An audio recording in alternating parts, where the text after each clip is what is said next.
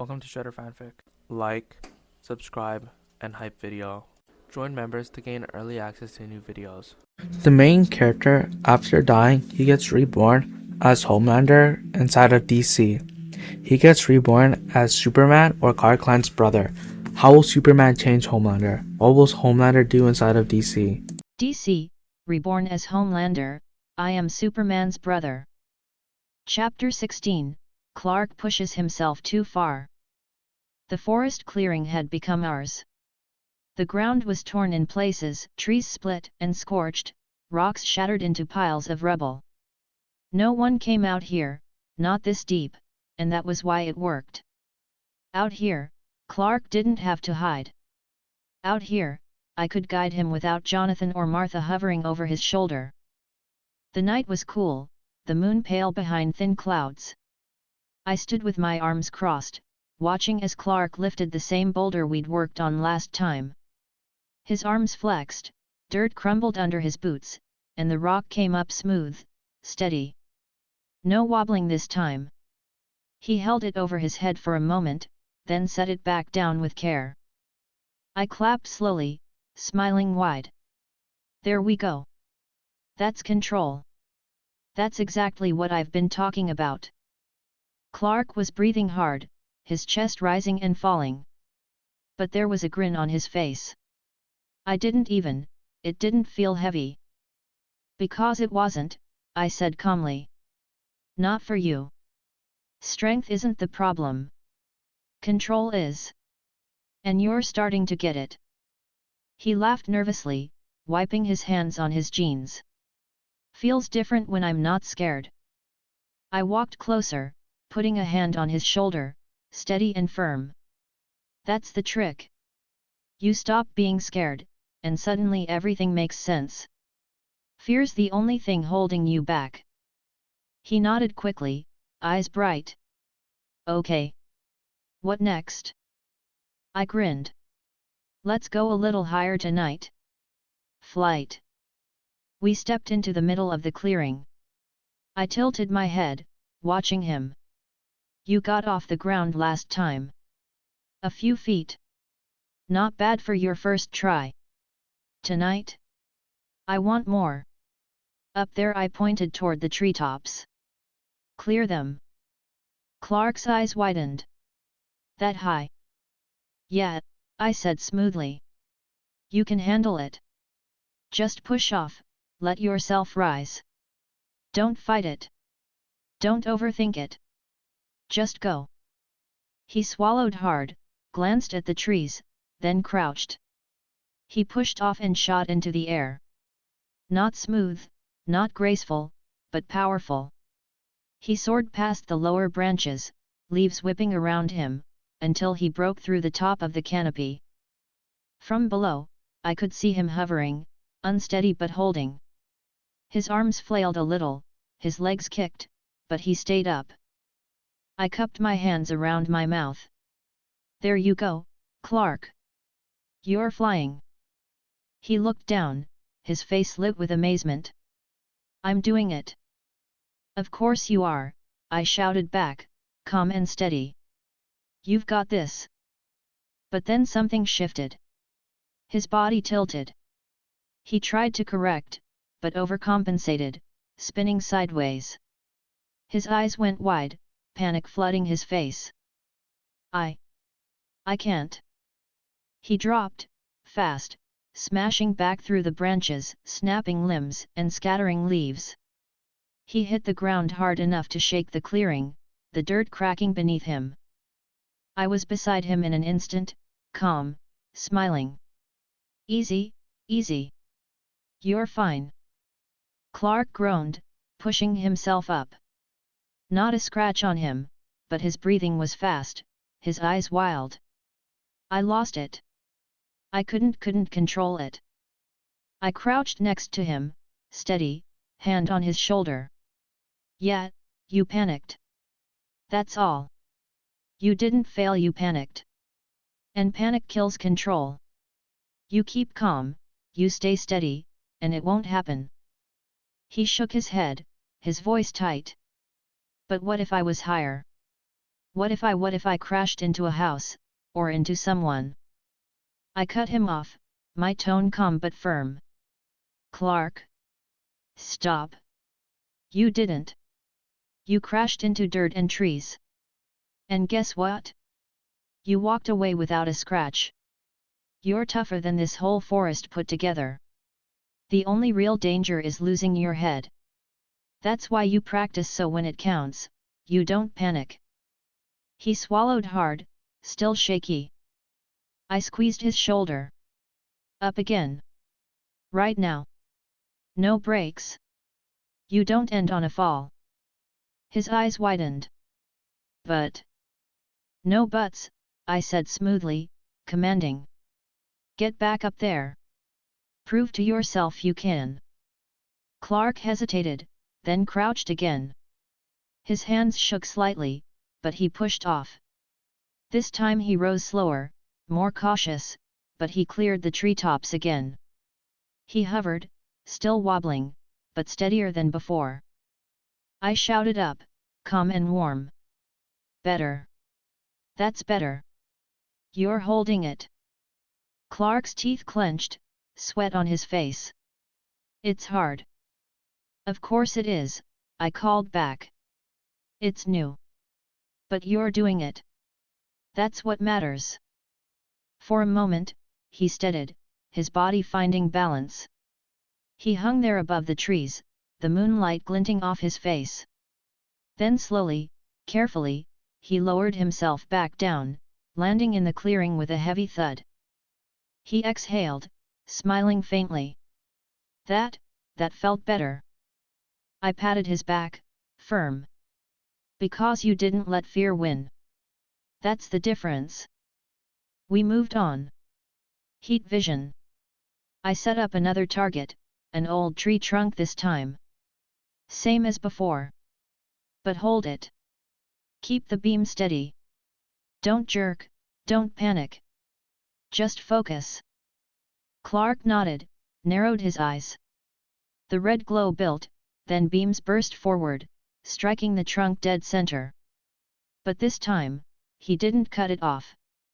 He kept going, the wood glowing, smoking, until it collapsed in flames.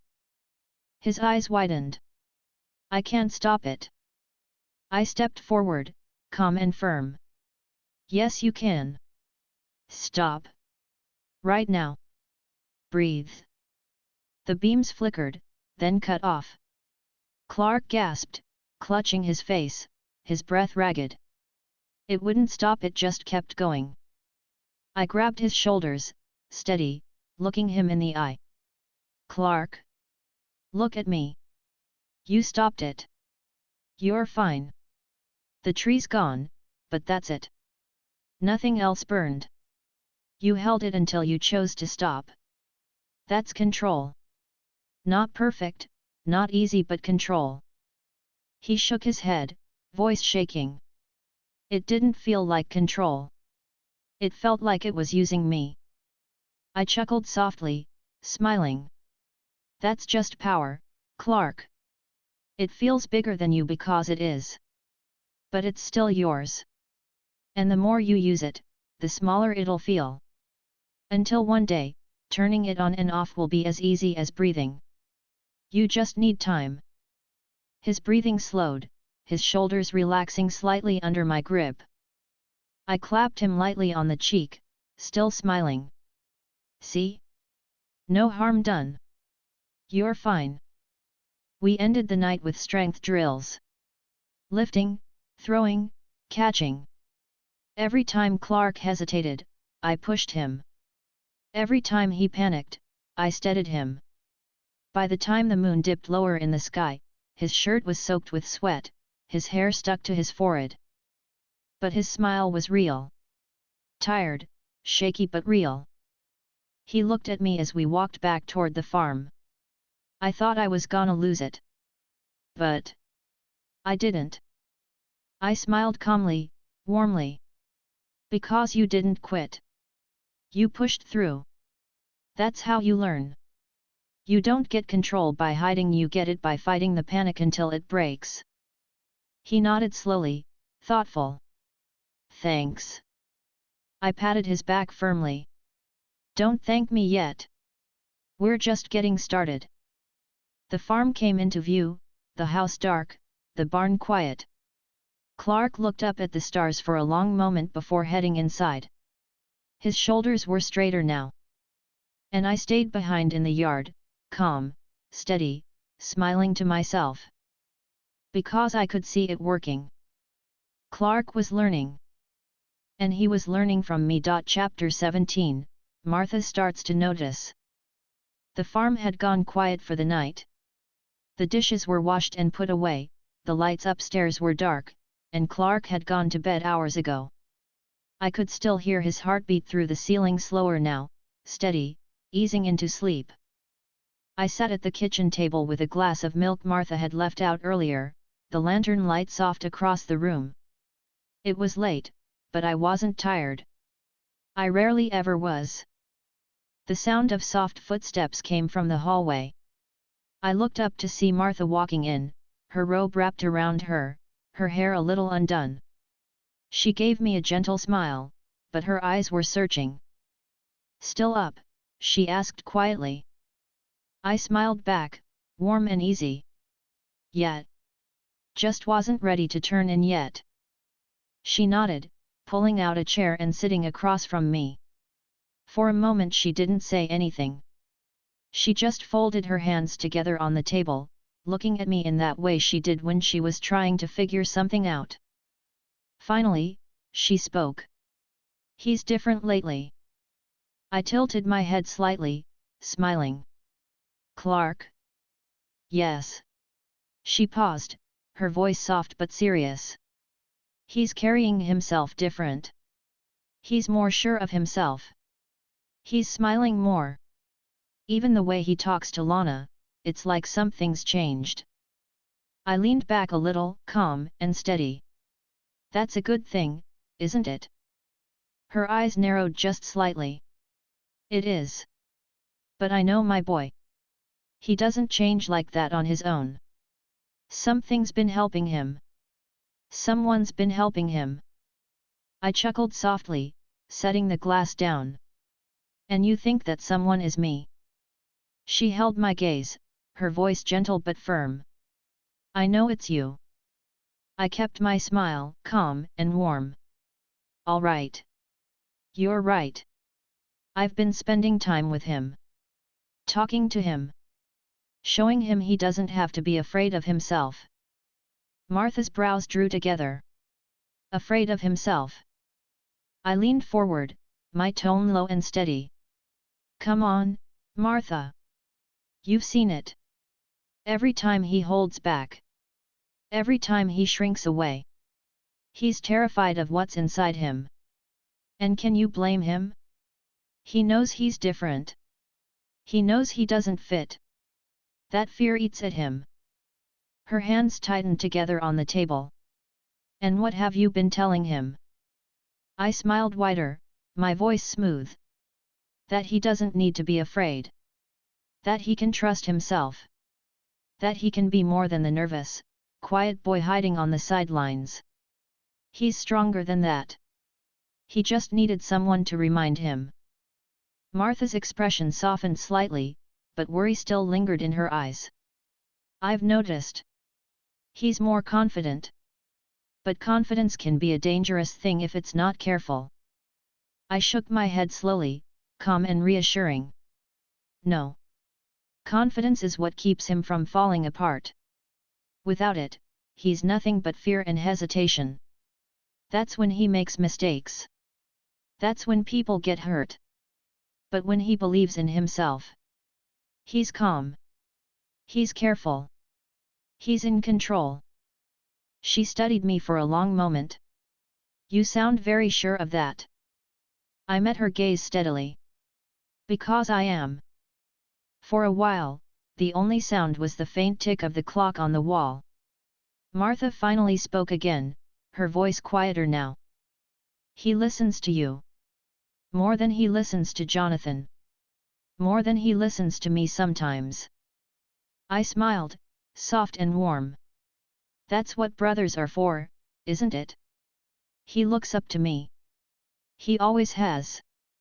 And I'll never steer him wrong. You have my word on that. Her lips pressed together, doubt flickering across her face. Jonathan worries that your influence might push him in the wrong direction. Make him forget where he came from. Make him think he's above the people around him. I leaned back, shaking my head gently, my tone calm but firm. No. That's not what I'm doing. I'm not telling him he's above anyone. I'm telling him he doesn't need to bury himself just to make others comfortable. There's a difference. Clark deserves to stand tall. He deserves to live without fear. That's all I want for him. Martha's eyes softened a little. And what about you? What do you want for yourself? I chuckled softly, waving a hand. Me? I'm fine. I know who I am. But Clark? He's the one who needs guidance. And I'm here to give it to him. Always. She studied me again, long and quiet, then finally sighed. You sound so sure of yourself. Just like you always do. I smiled warmly. That's because I am. Martha stood slowly, smoothing her robe. She looked at me with that same mixture of love and worry she always wore when it came to Clark. I'm glad he has you, she said softly. But promise me you'll be careful. Promise me you won't push him too far, too fast. I rose to my feet as well, standing calm and steady in front of her. I placed a hand gently on her arm, my voice warm and reassuring. Martha. I'd never let him fall. Not while I'm around. You can trust me. Her eyes searched mine, and finally, she gave a small nod. All right. She stepped back, giving me a faint smile. Good night. Good night, I said smoothly, smiling as she walked back toward the stairs. When she was gone, I sat back down at the table, calm, steady, and smiling. Because she was right, Clark did listen to me more than anyone. And that wasn't going to change. Chapter 18, Clark impresses Lana at school. The morning in Smallville High was like any other. The hallways buzzed with chatter, the lockers clanged open and shut, and the smell of floor polish mixed with cafeteria food drifted through the air. The place was alive with noise, with teenagers moving in clusters, laughing, whispering, and pretending they weren't staring at each other every second. Clark walked beside me, his books hugged loosely to his chest. He wasn't hunched over this time, not dragging his steps like he usually did. His shoulders were straighter, his eyes lifted, his movements lighter. He looked like he belonged here, like he wasn't shrinking into himself for once. And people noticed. Brett Miller glanced our way as we passed, then quickly looked away. A couple of girls by the lockers whispered and giggled, sneaking looks at Clark. Even Pete, who usually did most of the talking, was quiet when Clark approached, letting him take the lead for once. I walked calm, steady, hands in my pockets, smiling faintly as I watched. Training was paying off. Clark wasn't hiding anymore. We stopped at Lana's locker. She was there, sorting through her books, her red hair catching the light from the windows. Clark slowed, his eyes lingering, but this time he didn't fumble or hesitate. He stepped forward, his voice steady. Hey, Lana. She looked up, surprised, then smiled warmly. Oh hey, Clark. Morning. Morning, he said, returning the smile. Need a hand? She frowned lightly at the stack of textbooks she was struggling to balance. Yeah, actually. Clark reached out smoothly, taking the top half of the pile with ease. She blinked, surprised at how easily he lifted them, but said nothing as he carried them alongside her. I leaned against the lockers a few feet away, calm, hands still in my pockets, watching.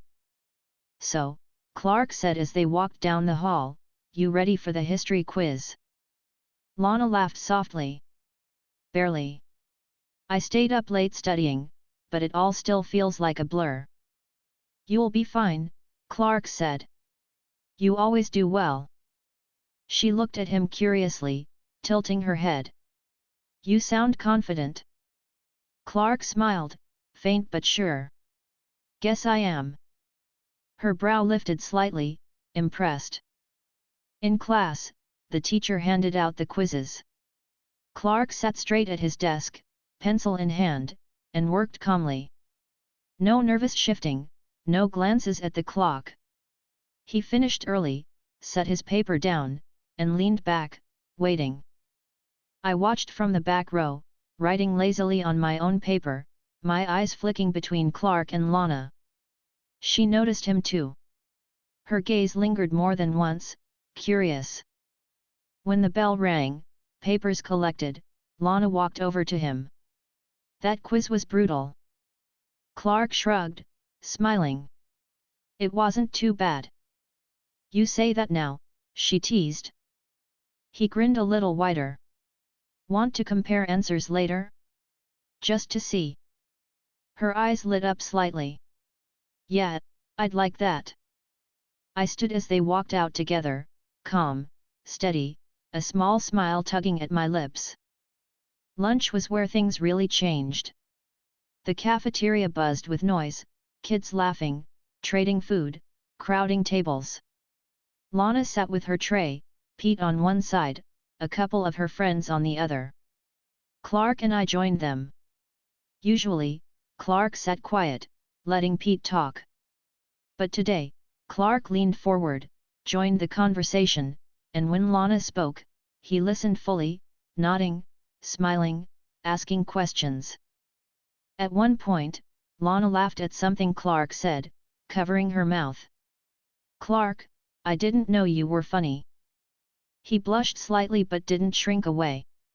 Guess you just never asked. Her eyes lingered on him, amused and a little intrigued. Pete looked between them, grinning. Well, look at you, Clark. Finally talking like a human being. I chuckled softly, calm. Told you, Pete. He's just been holding back. Clark shot me a look, half embarrassed, half grateful. I met it with a steady, reassuring smile. After lunch, in gym, the class was lined up for basketball drills. Normally, Clark tried to stay unnoticed. Today, when the coach called for volunteers, Clark stepped forward. He dribbled smoothly down the court, dodged two defenders, and made the layup with ease. The coach nodded. Not bad, Kent. Some of the kids muttered. Brett narrowed his eyes. Lana clapped lightly, smiling. Nice one. Clark smiled back, his face red but proud. I watched from the sidelines, arms crossed, calm and steady. He hadn't used full strength, just enough. Enough to look good, not enough to stand out too much. Perfect balance. Afterward, as the kids left the gym, Lana caught up to him. I didn't know you played basketball like that.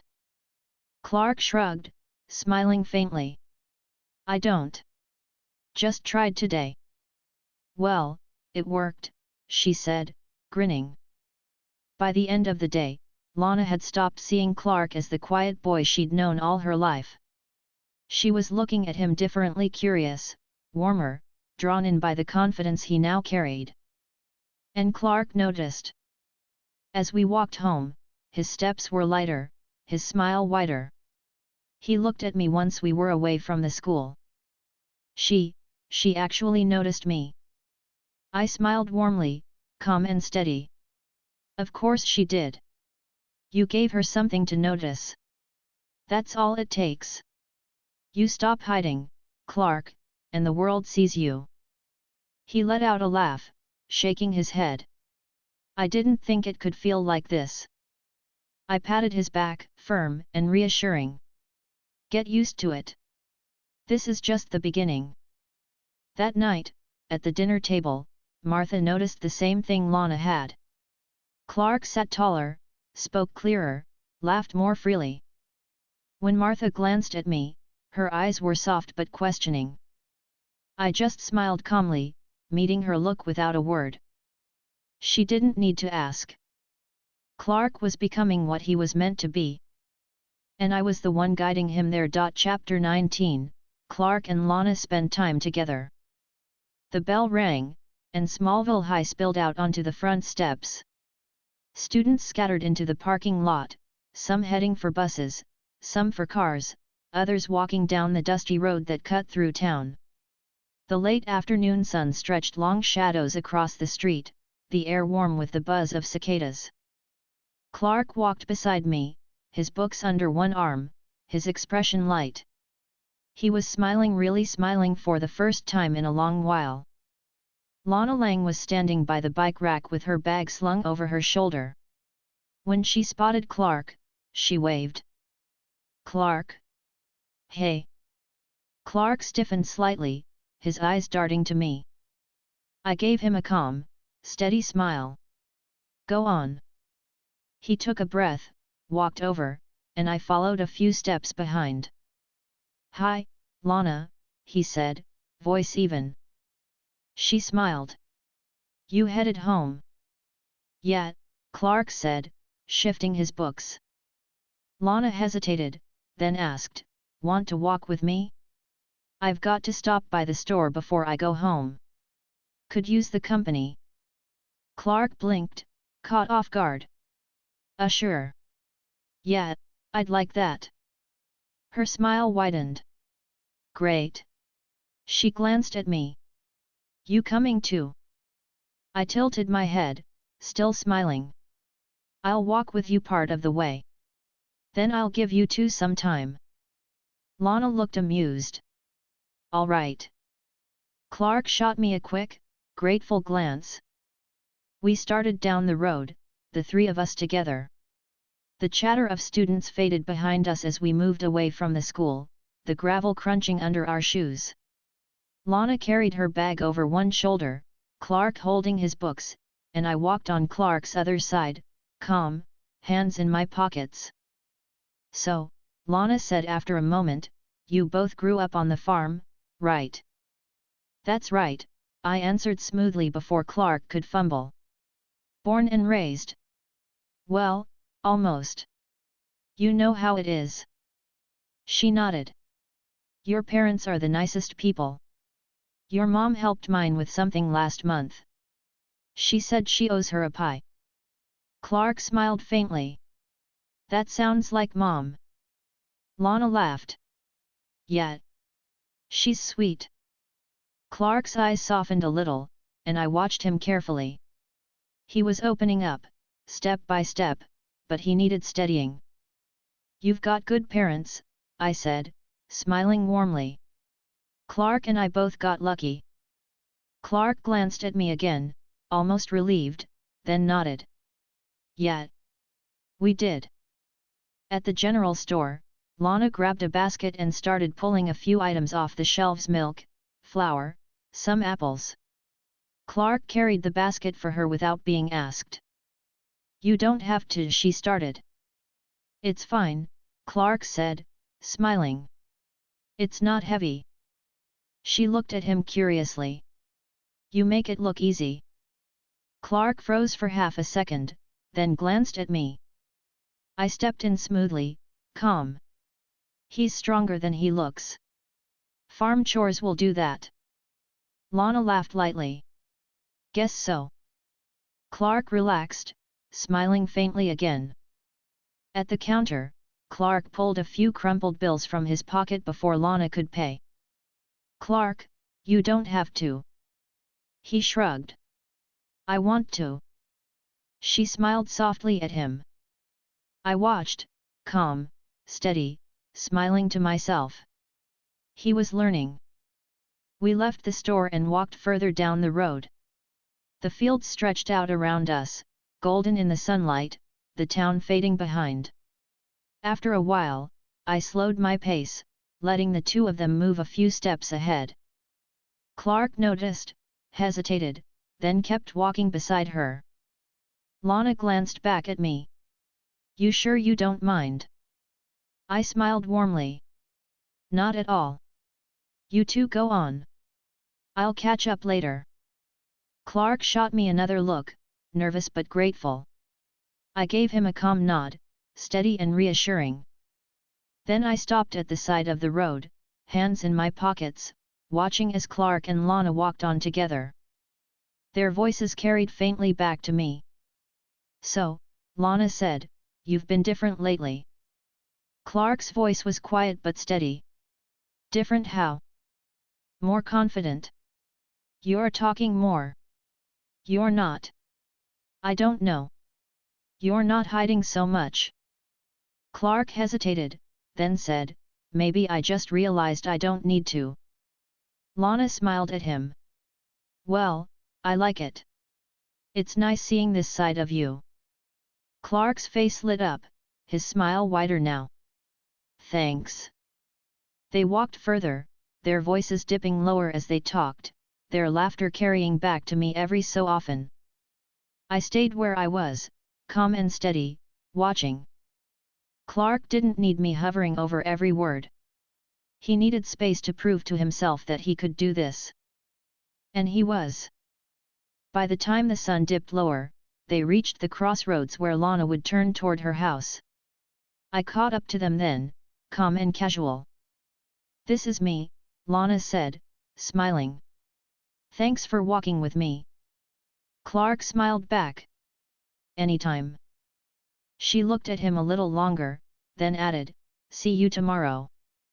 Yeah, Clark said quickly. Tomorrow. She waved, turning down the road toward her house. We stood watching until she disappeared around the bend. Clark let out a long breath, then laughed quietly. That actually went, really well. I patted his back firmly, smiling. Of course it did. You handled it fine. She likes you, Clark. She always has. You just finally gave her something to see. His face was red, but he couldn't stop smiling. You think so? I met his eyes, calm and certain. I know so. When we got home, Clark was still buzzing. He sat through dinner with a faint smile, spoke more than usual, laughed at Jonathan's stories. Martha noticed, of course. Her eyes flicked to me again, quietly curious, but she didn't say anything. And later, when Clark went upstairs, I sat on the porch, listening to his heartbeat steady as he settled in bed. He was growing.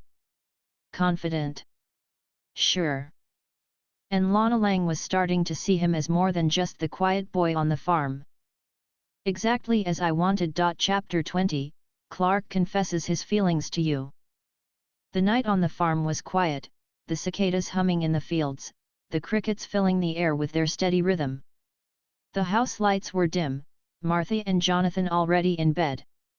I sat on the porch in one of the wooden chairs, a glass of milk resting on the rail beside me. The screen door creaked, and I heard him before I saw him. His heart beat faster than usual, a little uneven. Clark stepped out onto the porch, his hair messy from tossing in bed, his face drawn with something caught between nerves and excitement. I leaned back in the chair, calm, smiling faintly. Can't sleep. He glanced at me, hesitated, then sat down in the chair next to mine. No.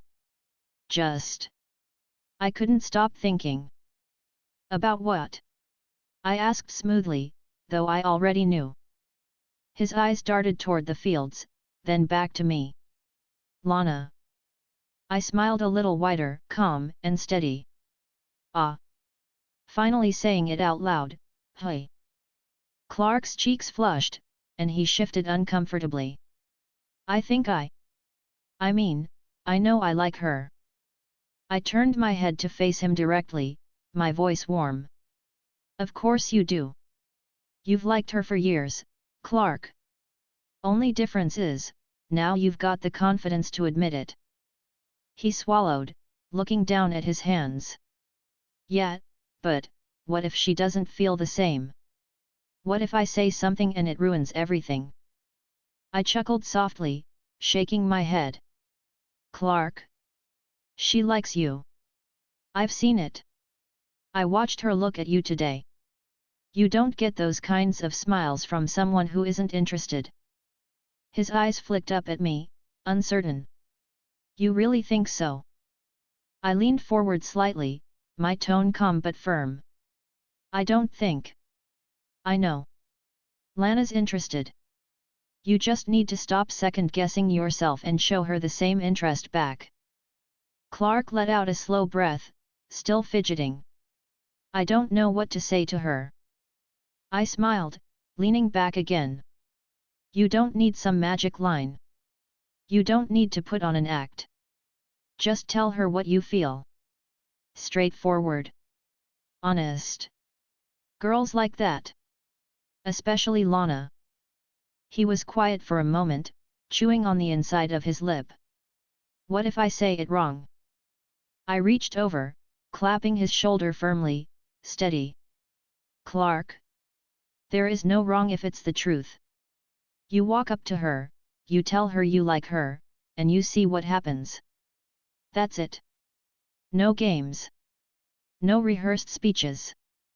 Just you. Clark's eyes lingered on me, his breathing uneven. It's easy for you to say. You're never nervous. I smiled knowingly. You think I never get nerves? Clark, the trick isn't about never feeling nervous. The trick is making sure no one ever sees it. You hold your head high, you speak steady, you look her in the eye. That's all it takes. And you can do that. He was silent again, then gave a small, almost shy smile. You make it sound simple. I chuckled. Because it is. You're overthinking it. The porch creaked softly as Clark leaned back in his chair, staring at the night sky. What if she says no? I tilted my head at him, calm. Then she says no. And you move on. That's life. But if you never ask, Clark, you'll never know. And I can tell you right now, you'd regret that a lot more than hearing a no. He swallowed, his voice quiet. I guess you're right. I'm always right on this, Clark, I said warmly. Listen, you've already done the hard part. You've stopped hiding. She's already noticed the change in you. She's interested. Now you just follow through. His lips curved into a faint smile again. She did say she liked seeing this side of me.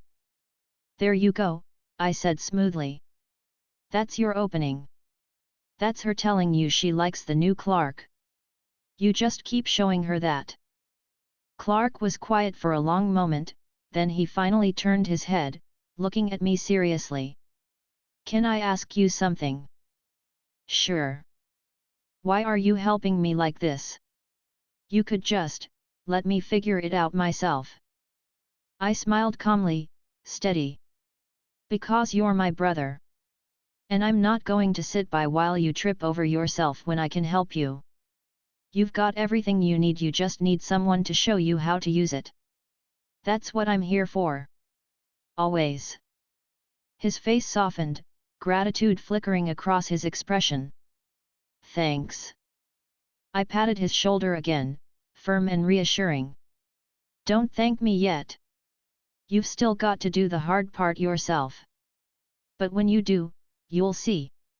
It'll all fall into place. Clark exhaled slowly, then nodded. All right. I'll try. That's all I ask, I said, smiling warmly. The porch went quiet again for a while.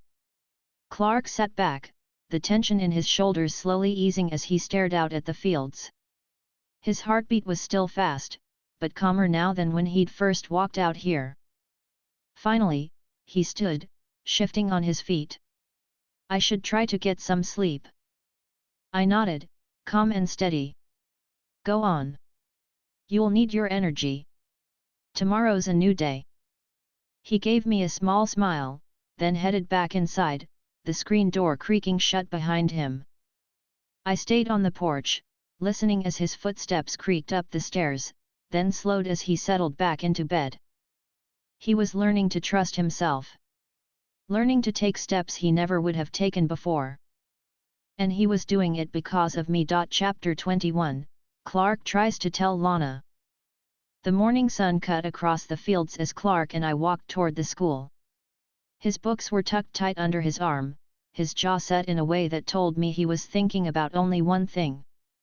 I didn't need super hearing to know his heart was beating faster than usual.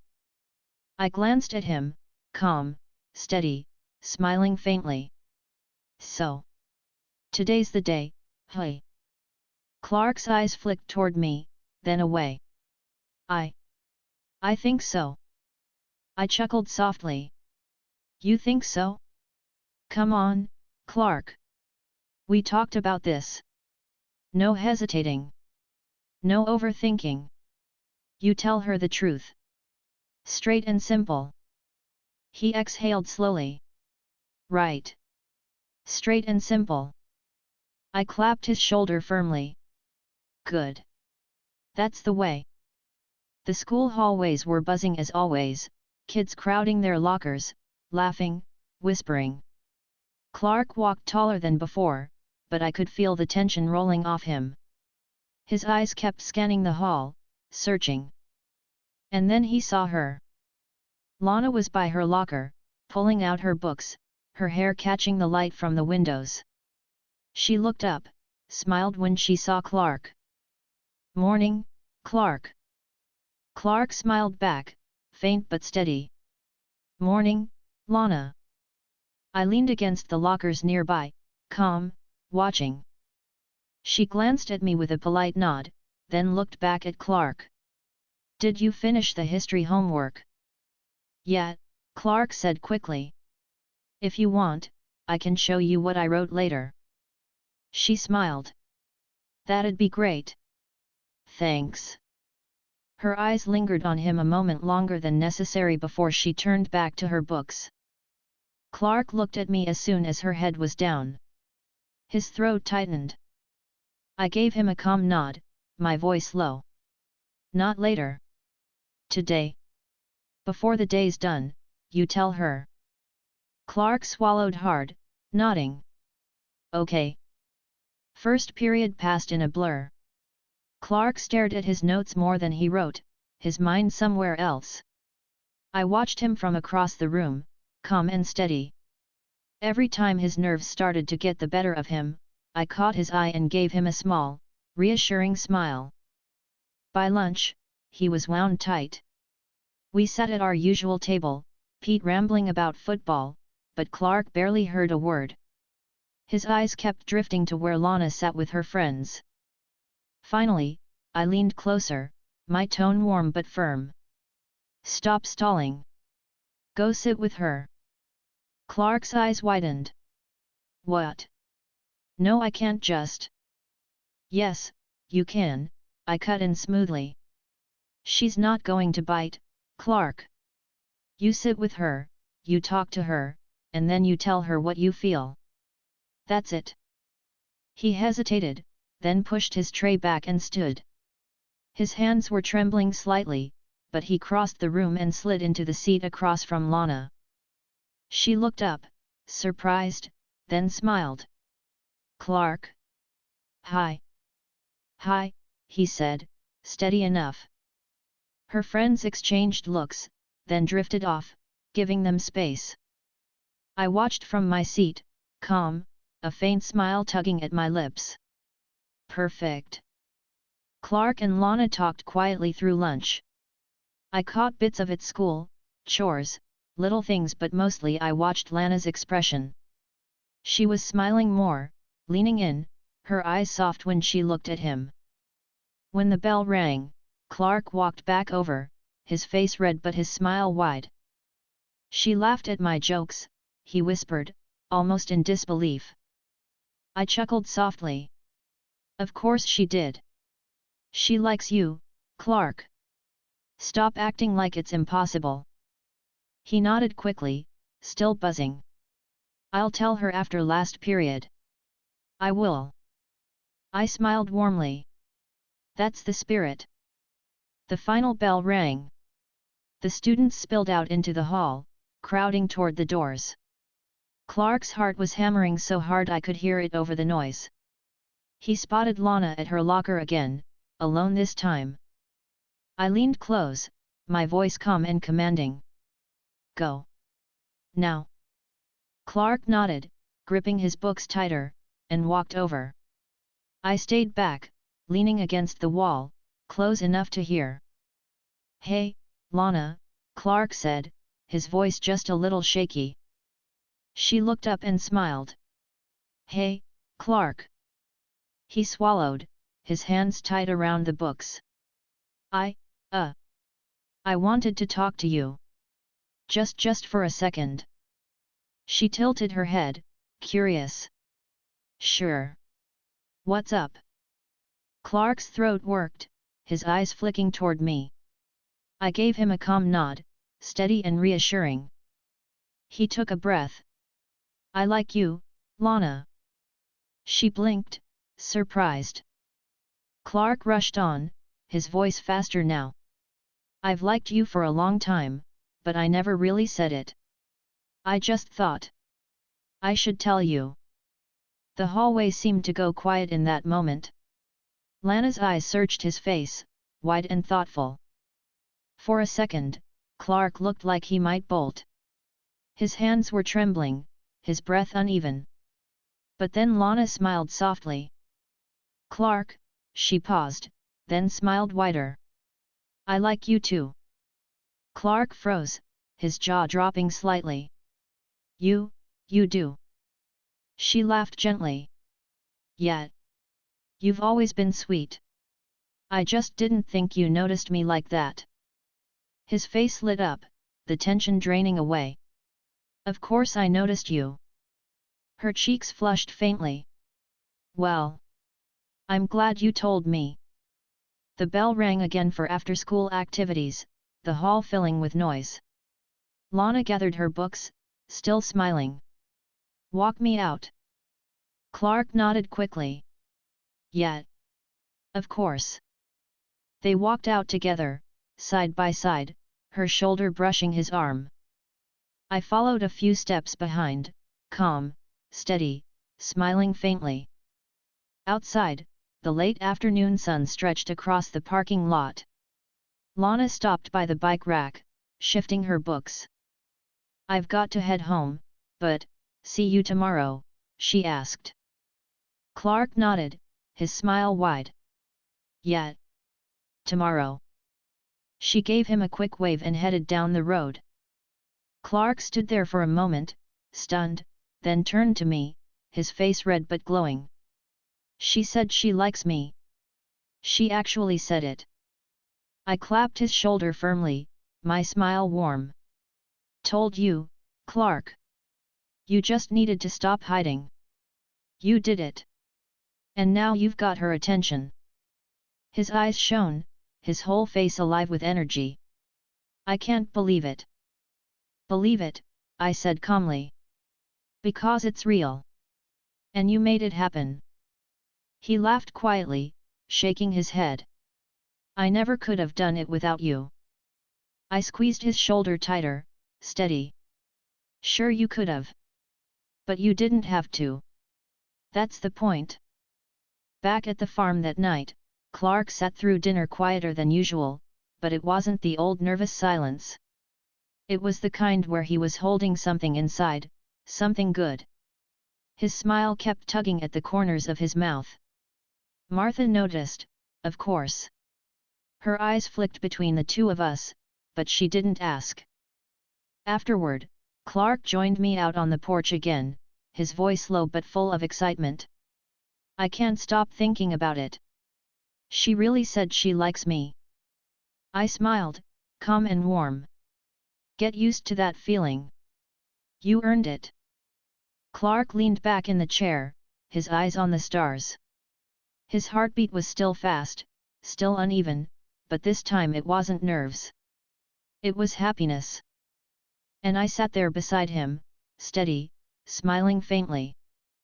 Because Clark was finally stepping into himself. And I was the one who put him there. Chapter 22, Clark visits Lana's house. The final bell had rung, and Smallville High emptied into the warm afternoon. Kids spilled out into the parking lot, heading for buses or cars. Clark walked beside me, his books tucked under one arm, his eyes constantly flicking toward Lana by the bike rack. She was waiting, her bag slung over her shoulder. When she spotted Clark, she smiled, walking over. "Hey, Clark," she said brightly. "Got plans after school?" Clark froze for a second, then shook his head. "No."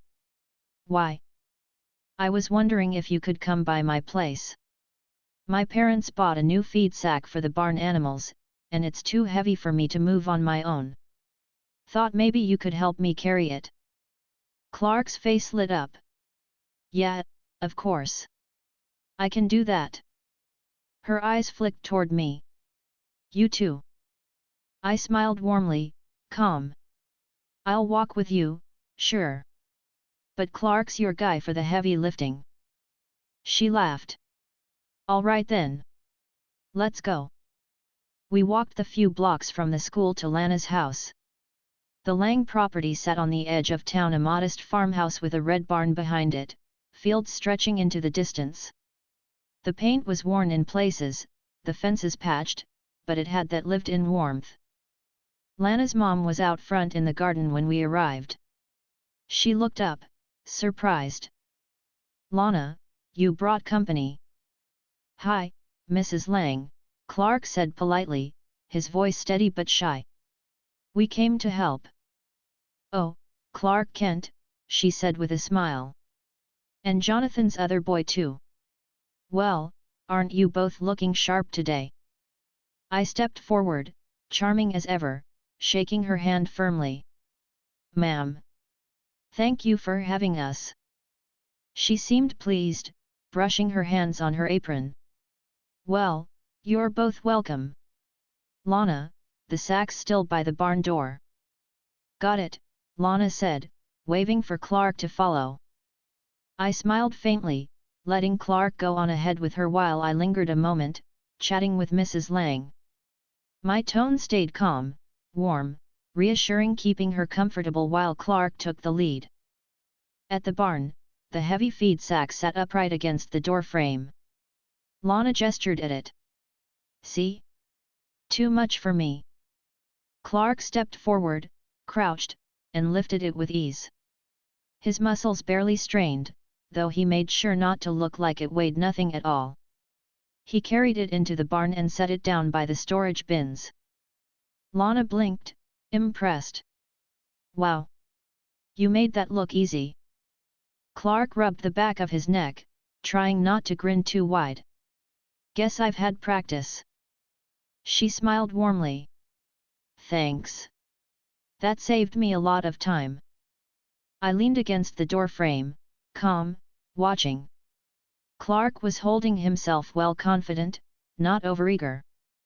Lana dusted her hands and said, "You want to sit for a bit?" "I was going to do homework after chores." Clark nodded quickly. "Sure." They headed toward the porch. I followed a step behind, then stopped at the edge of the yard. Clark glanced back, uncertain. I gave him a small, reassuring nod. "You're fine," I said smoothly. "Go on." On the porch, Lana spread her books across the table. Clark sat opposite, his own notebook out. I stayed back in the yard, leaning against the fence where I could still hear everything, calm and steady. "So," Lana said, flipping pages, "did you get question 5 on the history worksheet? The one about the Reconstruction Amendments?" Clark nodded. "Yeah. 13th ended slavery, 14th gave citizenship, and 15th gave voting rights. You just have to list them in order." She smiled, tapping her pencil. "You make it sound so simple." He shrugged, grinning faintly. "It kind of is, once you think about it." She laughed softly. "You're good at this." Clark looked down at his notes, his cheeks red, but he didn't shrink back. I can help, if you want. That'd be great, she said, leaning a little closer. I smiled faintly from where I stood. He was steady. He was in control. They worked for a while, trading notes, laughing when one of them got something wrong. Lana's mom passed by once, smiling at the sight of them together. At one point, Lana paused, resting her chin on her hand as she looked at Clark. You've really changed lately. More confident. It's nice. Clark froze for a second, then remembered my words. He met her gaze, steady this time. Guess I finally stopped hiding. Her smile widened. I like it. His heart jumped, but he held steady, smiling back. By the time the sun dipped lower, their homework was done, the air cooling. Lana leaned back in her chair, stretching. Thanks for helping me with all this. And for the feed sack. Anytime, Clark said, his voice sure. She smiled warmly, gathering her books. I'll see you tomorrow. Yeah, Clark said quickly. Tomorrow. I stepped forward from the yard then, calm, smiling. Ready to head home. Clark nodded, his face still red but glowing. Yeah. We said our goodbyes, Lana waving as we walked back down the road. Clark didn't stop smiling the whole way back. She likes me, he said softly, almost in disbelief. I clapped his shoulder firmly, my voice calm and warm. Of course she does. You're showing her the real Clark. And she's drawn to it. Exactly like I told you. He laughed, shaking his head. I can't believe it's actually happening. Believe it, I said smoothly. This is only the start. We walked on, the farm coming into view in the distance, Clark's steps lighter than ever. And I stayed beside him, steady and smiling. Because everything was unfolding exactly the way I wanted. Chapter 23, Pete gets suspicious. The day at Smallville High started like any other. Students moved down the halls in noisy clusters, lockers clanged shut, and teachers herded kids into classrooms. Clark walked taller than he used to, his books tucked under one arm, his smile steady. He caught sight of Lana near her locker, gave her a wave, and she waved back, her smile bright. Pete Ross was standing right beside him when it happened. He turned his head slowly, his eyes narrowing. Well, would you look at that, Pete muttered. Clark Kent actually waved at Lana Lang, and she waved back. Like it's no big deal. Clark chuckled nervously, scratching the back of his neck. Yeah, I guess. Pete raised a brow. Since when do you do that? Since when do you even talk to her without looking like you're about to faint? Clark shifted on his feet. I don't know. Just, felt like it. I leaned against the lockers a few feet away, arms folded, calm, smiling faintly. Pete glanced at me, then back at Clark. This is because of him, isn't it? Clark blinked. What do you mean? Pete pointed a thumb my way. You've been hanging around your brother more lately. Now suddenly you're acting all confident. Don't tell me that's not connected. Clark froze, his eyes flicking to me. I pushed off the lockers, walking over, calm and steady. What's that supposed to mean, Pete? Pete straightened a little, not quite meeting my eyes. I'm just saying. Clark's different. And it started when he started spending more time with you. So what are you telling him? I smiled, warm and easy. I'm telling him the truth, Pete. That he doesn't need to hide. That he's just as good as everyone else here, maybe better in some ways. That there's no reason to spend his life in the background. Pete frowned. Clark's never cared about being noticed before. Clark spoke up quickly, his voice steady. Maybe I was wrong not to. Maybe I was just, holding myself back for no reason. Pete looked between the two of us, suspicion clear in his face. I clapped Clark on the shoulder, smiling wider. That's called growing up, Pete. You should try it sometime. At lunch, Pete couldn't seem to let it go. He sat across from Clark, his tray untouched, staring at him. So, Pete said, you and Lana have been spending time together, hey? Clark hesitated, then nodded. Yeah. A little. Pete leaned forward. You walked her home. Twice. And I heard you went to her house yesterday.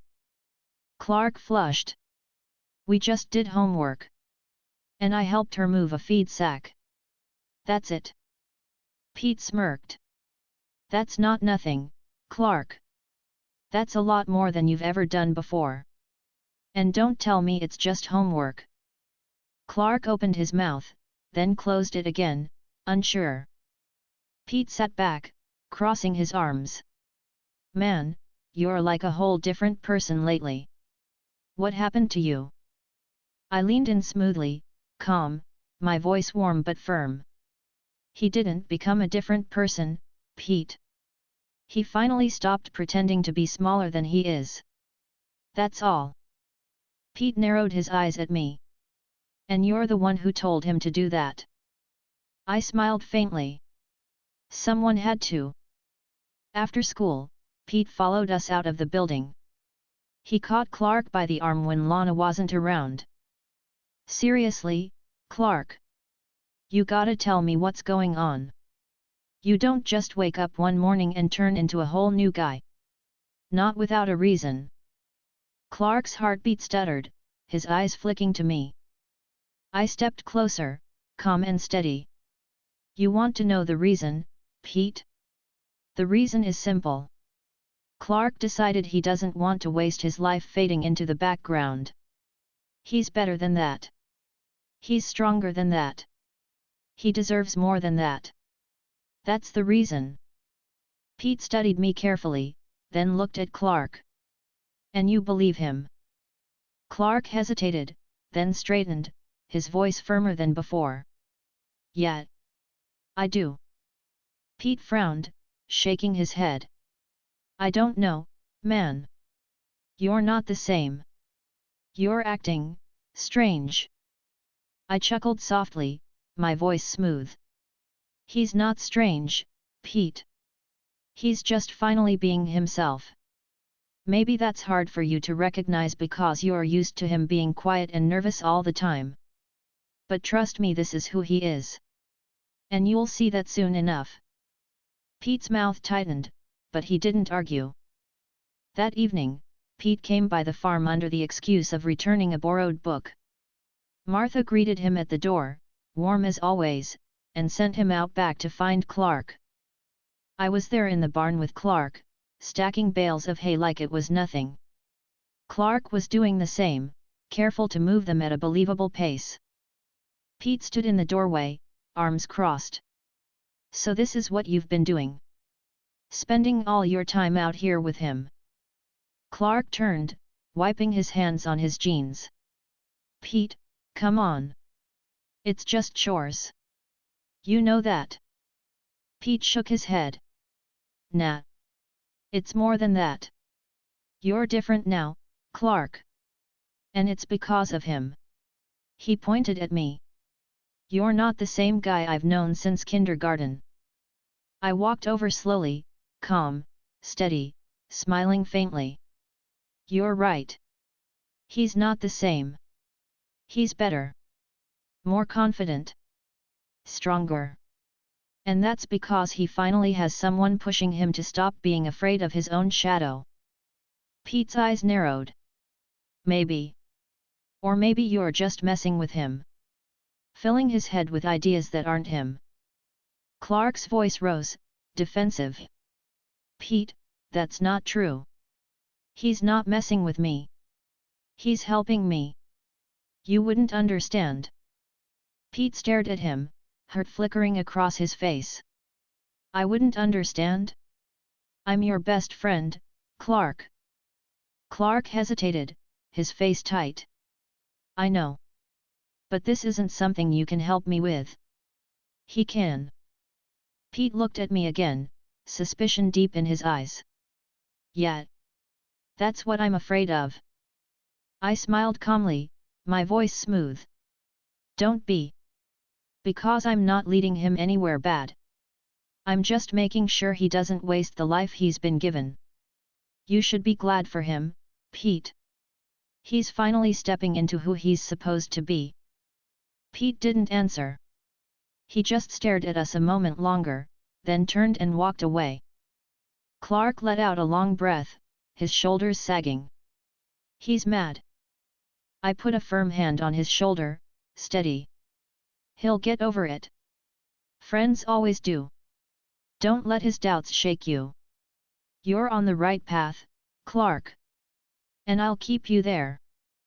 Clark nodded slowly, his jaw setting again.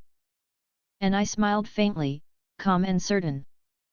Because Pete Ross might have been suspicious, but suspicion wasn't enough to change the course I'd set. Chapter 24, Jonathan notices the rift. The sun had dipped behind the fields, leaving the Kent farm bathed in the orange glow of evening. Dinner was over.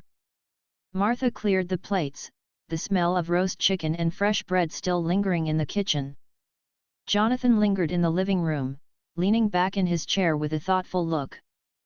Clark and I had gone out to the porch, talking quietly, when Pete arrived. His knock on the door was sharp, his voice louder than usual when Martha let him in. I heard every word, his questions, his doubts, the tension in his tone. It didn't take long before Clark's voice rose, defensive. He's not messing with me, Pete. He's helping me. Pete's voice cut back, hurt. You're not the same, Clark. You're not the kid I grew up with. The words echoed in the hallway. I sat still, calm, steady, listening. Then came the sound of Pete leaving in a hurry, his footsteps sharp on the porch, the screen door banging shut. Jonathan had heard every word. His heartbeat told me as much. It was slow, heavy, weighed down. He stepped into the kitchen doorway and looked at us, his face firm but not angry. Clark? A word. Clark froze, his throat working. He glanced at me. I smiled faintly, calm. Go on. Talk to him. Clark swallowed, then followed Jonathan into the living room. I rose, hands in my pockets, and joined them, standing to the side. Jonathan sat in his chair, leaning forward, elbows on his knees. His eyes went from Clark to me, then back to Clark. Son, he said slowly, I heard what happened with Pete just now. Clark shifted uncomfortably. Dad. Jonathan held up a hand. Let me speak first. Clark closed his mouth. Jonathan's eyes softened slightly, but his voice stayed steady. Pete's been your best friend since you were little. He knows you better than most. If he feels like something's different about you, well, maybe he's not wrong. Clark frowned. Dad, I'm just growing up. I'm finally being more confident. That's not a bad thing. Jonathan nodded slowly. Confidence isn't bad. But the way you're changing, it's fast. It's sudden. And it worries me. He looked over at me then, his tone firm. Because I think I know where it's coming from. I smiled warmly, calm. From me, right? Jonathan didn't flinch. That's right. Clark straightened. Dad, don't blame him. He's just been helping me. Jonathan sighed. Clark, I don't doubt he means well. But sometimes the way someone helps you, it can push you in the wrong direction if you're not careful. I spoke smoothly, my voice calm and sure. Jonathan, I'm not pushing him anywhere wrong. I'm telling him the same thing you've been telling him his whole life, just in a different way. You want him to be good, to be strong, to take responsibility. So do I. I'm just making sure he actually believes he can. Jonathan's eyes narrowed slightly. There's a difference between responsibility and pride. Between being strong and showing off. Clark's not ready for all the attention you're pushing him toward. Clark's voice rose again. Dad, I'm not showing off. I'm just, not hiding anymore. Isn't that what you always wanted? For me to stop being afraid. Jonathan's jaw tightened. I want you to be careful. You don't know what could happen if you lose control. If people see too much. I stepped forward slightly, calm, steady. He hasn't lost control. He's been careful every step of the way. You think I'd let him slip? No, Jonathan. I've been right there making sure he doesn't. You want him to hide his whole life? That's not fair to him. Jonathan turned his eyes on me, his voice low. Fair or not, hiding has kept him safe. It's kept all of us safe. Clark spoke quickly. Dad, he's right. I can't live scared forever.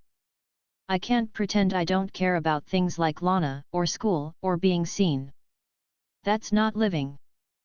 Jonathan looked at him long and hard. Clark, you need to understand having strength means carrying a burden. You don't get to do everything other kids do. You don't get to take risks the same way. You have to hold back, even when it's hard. I smiled faintly, calm but firm. And he has been. Every single day. You think he doesn't hear your lessons, Jonathan? He hears them. He lives them. I'm not telling him to throw them away. I'm telling him he can follow them without shrinking into nothing. Jonathan's gaze stayed on me, sharp. You're teaching him to think he's better than everyone else.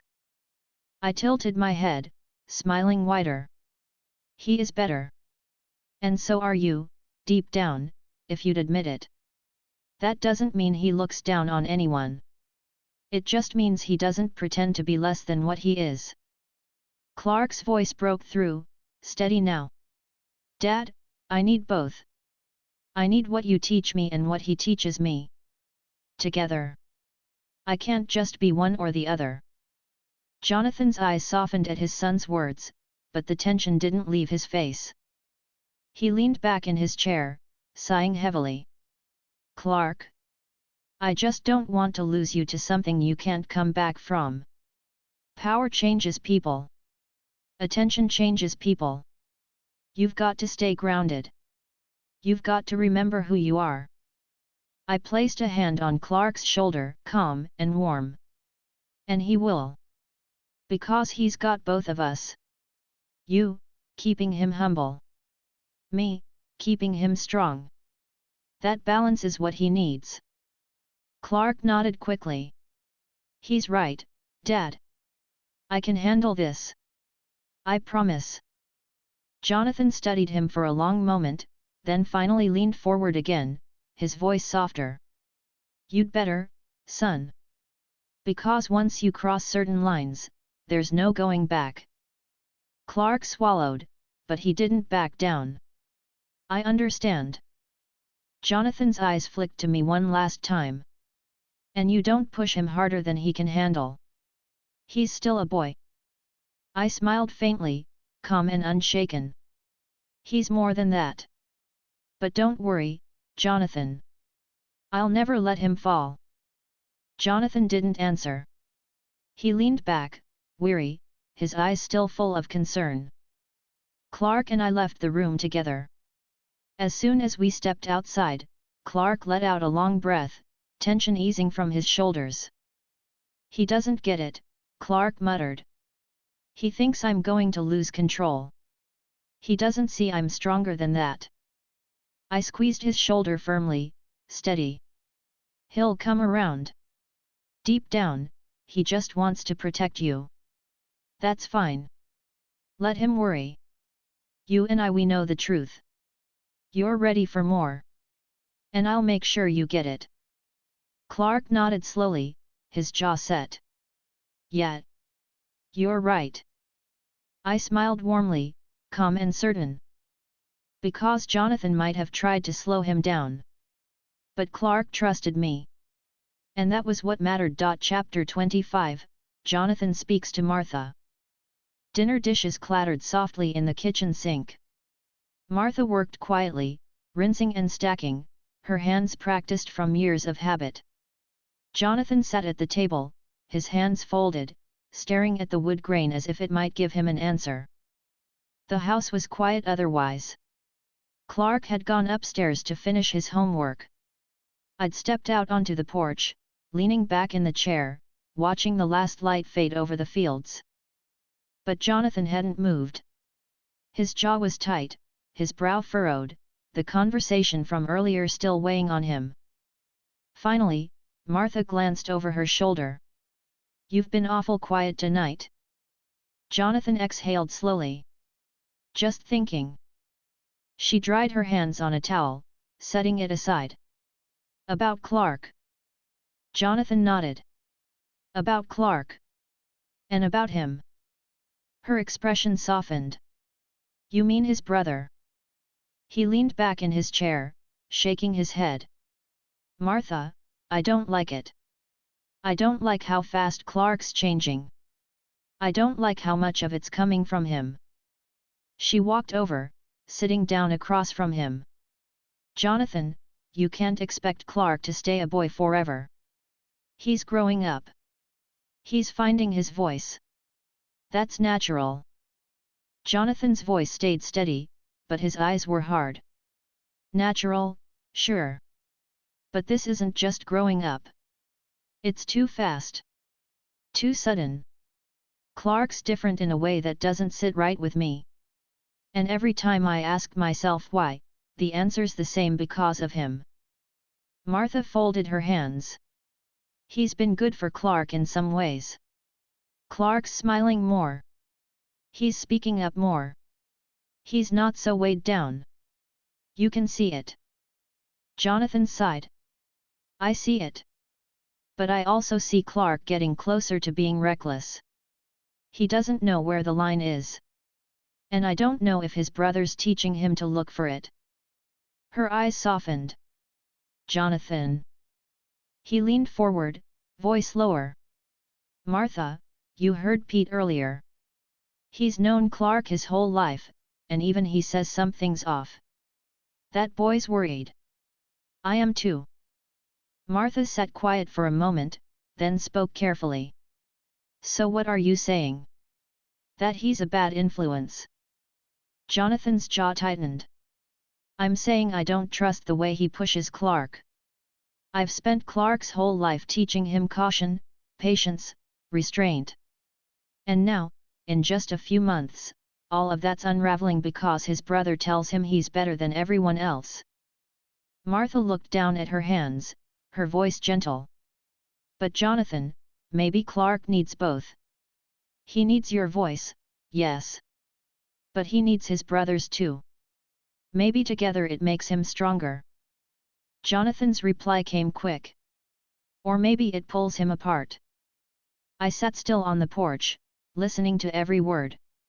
My ears caught every rise and fall in their voices, every beat of their hearts. Martha's was steady, warm, sympathetic. Jonathan's was heavy, slow, full of doubt. I smiled faintly. After a moment, I opened the door and stepped inside. Calm, steady, hands in my pockets. "Talking about me?"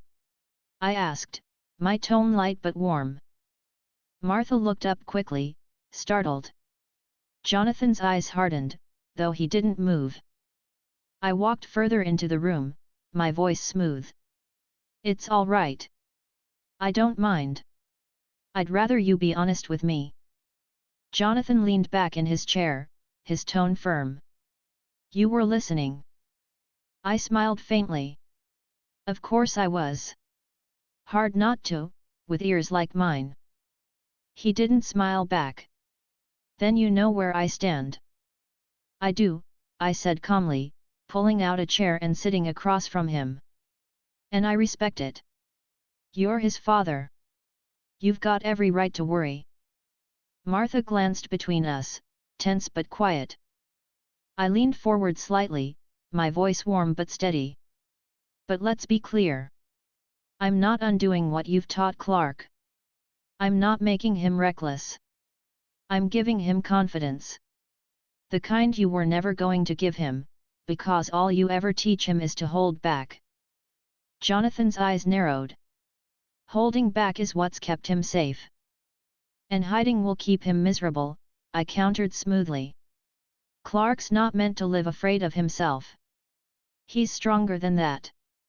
He deserves to see what he's capable of, and not just in secret. Jonathan's jaw tightened. You think strength is everything. But without humility, without restraint, strength destroys. I smiled faintly. And you think restraint is everything. But without strength, restraint is just fear with another name. Clark's footsteps creaked on the stairs, but he didn't come down. He'd stopped halfway, listening. I knew it. Martha finally spoke, her tone soft but firm. Jonathan, he's not wrong. Clark's happier than he's ever been. You see it, even if you don't want to admit it. Jonathan looked at her, then back at me. Happy doesn't mean safe. I won't let my son turn into something we can't control. I leaned back in my chair, smiling faintly, calm as ever. And I won't let him shrink into something he's not. He'll always be your son. But he's also my brother. And I'm not letting him waste what he is. The room went quiet. Martha placed her hand over Jonathan's. We'll guide him together. Both of you. That's what he needs. Jonathan didn't answer right away. His jaw stayed tight, but his eyes softened just slightly. Finally, he gave a short nod. For his sake, he said quietly. But I'll be watching. Closely. I smiled warmly, standing. I wouldn't expect anything less. I walked toward the stairs, calm, my voice smooth as I called up. Clark, you can come down now. No need to hide. There was a pause, then Clark descended slowly, his face red but his eyes firm. He looked at Jonathan, then at me. I heard everything, Clark said. And I agree with him. He gestured to me. I need both of you. Not just one. Both. Jonathan sighed heavily, rubbing a hand over his face. Martha's eyes softened with quiet pride. I clapped Clark's shoulder firmly, smiling faintly. That's my boy. Clark smiled back, faint but steady. Jonathan didn't smile. But he didn't argue either. And that was enough for now. Chapter 26, Pete avoids Clark. The week after Pete stormed out of the Kent barn, school felt different. The hallways were the same, the teachers were the same, but Clark noticed right away. Pete wasn't walking beside him anymore. On Monday morning, Clark stood by his locker, waiting, his books clutched to his chest. Normally, Pete would show up, crack a joke about the homework, or complain about the football coach. But this time, when Pete came down the hall, he didn't stop. Morning, Pete, Clark said hopefully. Pete just gave him a curt nod and kept walking. Clark blinked, his chest tightening. Pete? But Pete was already gone into the crowd. I leaned against the lockers a few feet away, arms folded, calm and steady. Don't chase him. Clark turned to me, his voice low. He's mad. He's never acted like this before. I gave him a faint smile. Then let him be mad. If he wants to sulk, let him sulk. You don't beg for attention from anyone, Clark. Not even your best friend. Clark frowned. But he's my friend. I stepped closer, lowering my voice so only he could hear. Friends stick around because they want to. Not because you beg them to. If Pete's worth your time, he'll come back on his own. If not, then maybe he wasn't the friend you thought he was. Clark swallowed, his throat tight, but he nodded faintly. Okay. At lunch, Clark sat at the table where he and Pete always ate. He kept glancing toward the other side of the cafeteria, where Pete had planted himself with some of the football guys. Pete laughed at something one of them said, but he didn't look Clark's way. Lana slid into the seat beside Clark, setting her tray down. "Where's Pete?" Clark hesitated. "He's with the team." She raised a brow. "That's new." Clark poked at his food, his appetite gone. "Yet." I sat across from him, calm, watching his every move. When he glanced up at me, I gave him a small nod. "Eat. Don't let him ruin your lunch." Clark forced himself to take a bite, even as his eyes kept drifting to Pete. The same thing happened Tuesday and Wednesday. Pete avoided Clark between classes, didn't sit with him at lunch, didn't meet him at the lockers after school. By Thursday, Clark's frustration had built. When we left the schoolyard, he finally broke the silence. "I don't get it," he muttered. "We've been friends since we were little. He's been with me through everything. And now he won't even look at me." I walked beside him, calm, hands in my pockets. "Because he's uncomfortable. Because you're changing, and he doesn't know how to handle it. Some people don't like seeing someone else grow when they're standing still." Clark frowned. "But I didn't do anything to him." I smiled faintly. "You didn't have to. Your confidence is enough. He's used to you being quiet, holding back, waiting for him to lead. Now you're not. And he doesn't know where that leaves him." Clark's voice dropped. "So what do I do?" I stopped, turning to face him directly. My tone stayed smooth, steady, commanding beneath the warmth. "You do nothing. You keep walking tall. You keep being who you are. If Pete wants to catch up, he will. If not, that's his problem. Not yours."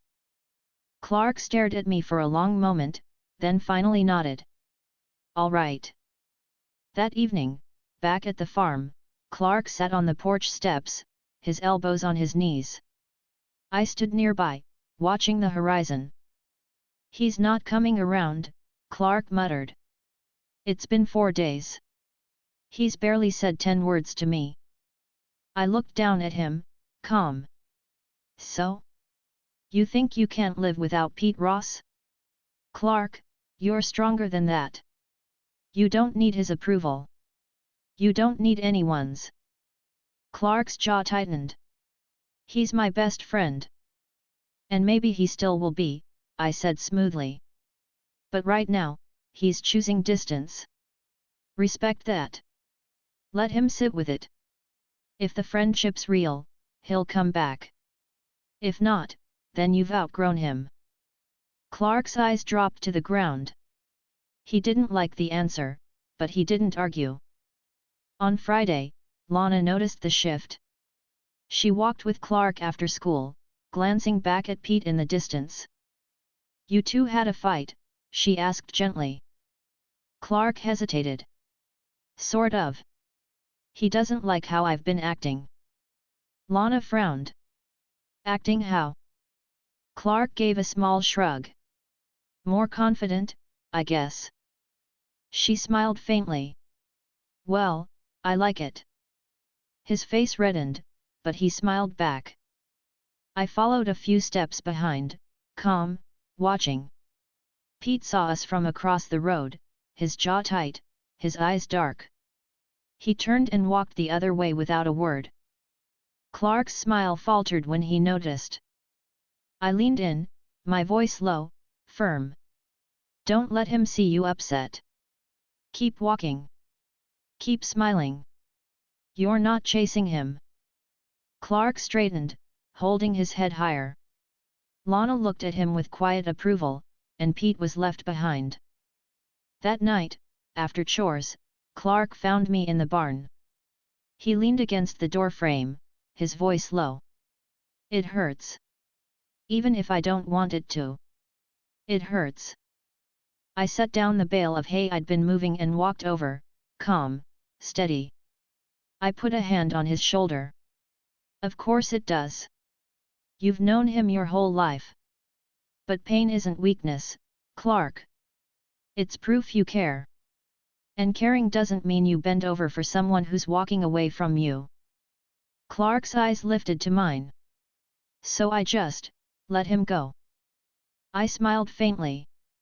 You let him decide. That's the difference. You stay steady. You stay strong. And if Pete wants to be part of your life, he'll come back on his own terms.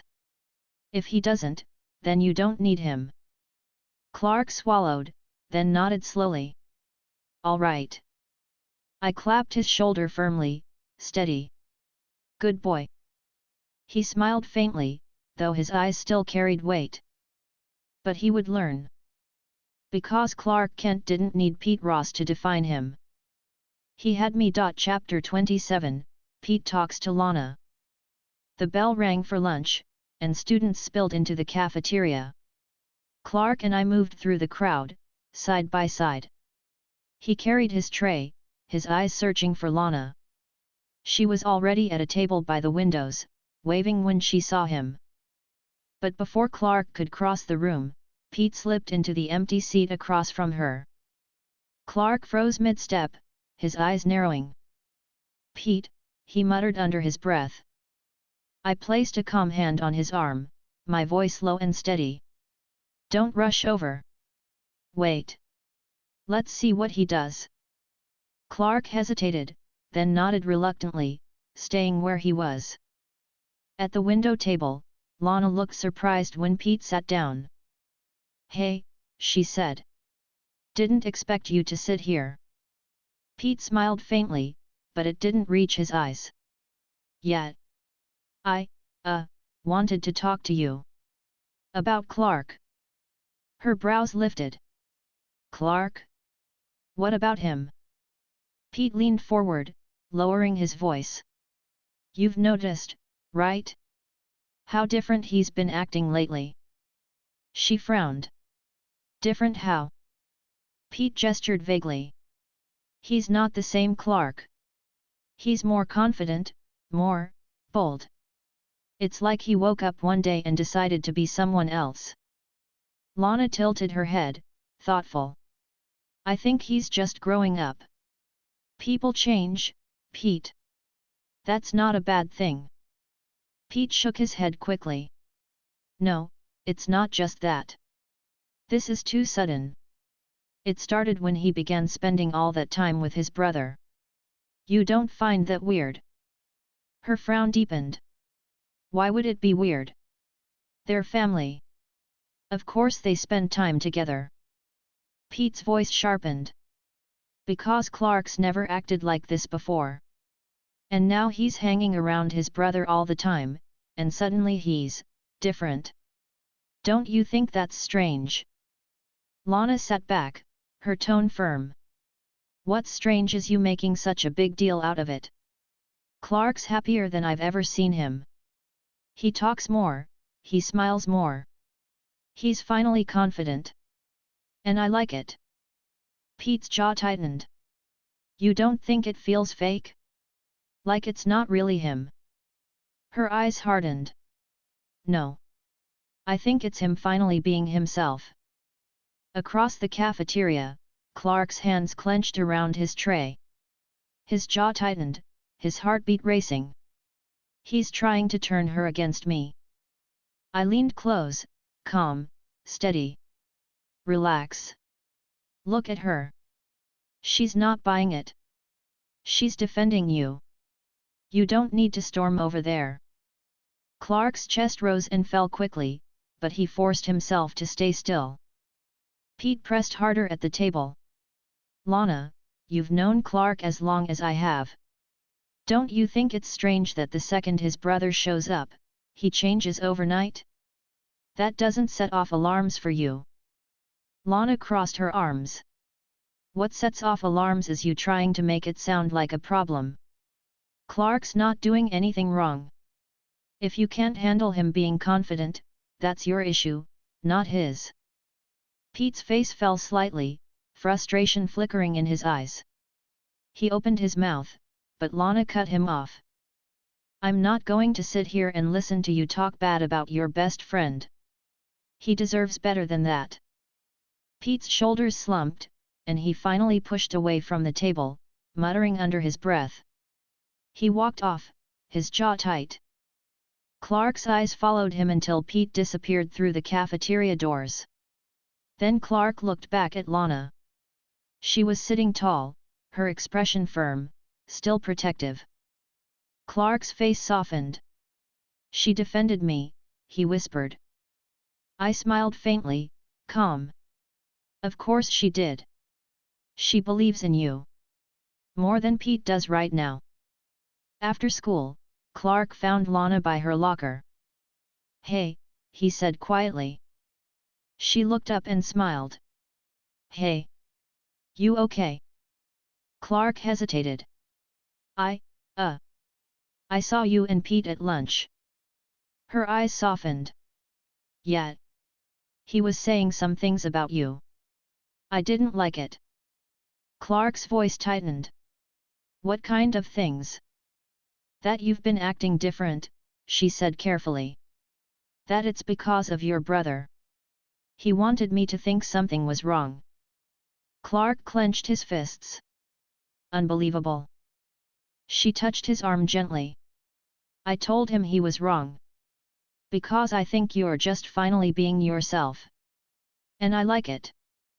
Clark looked at her, his anger softening at her words. Thanks. That means a lot. She smiled. Don't let him get to you, Clark. He's probably just jealous. Clark blinked. Jealous. She shrugged. You're changing, and he's not. Sometimes friends don't know how to handle that. He nodded slowly, her words sinking in.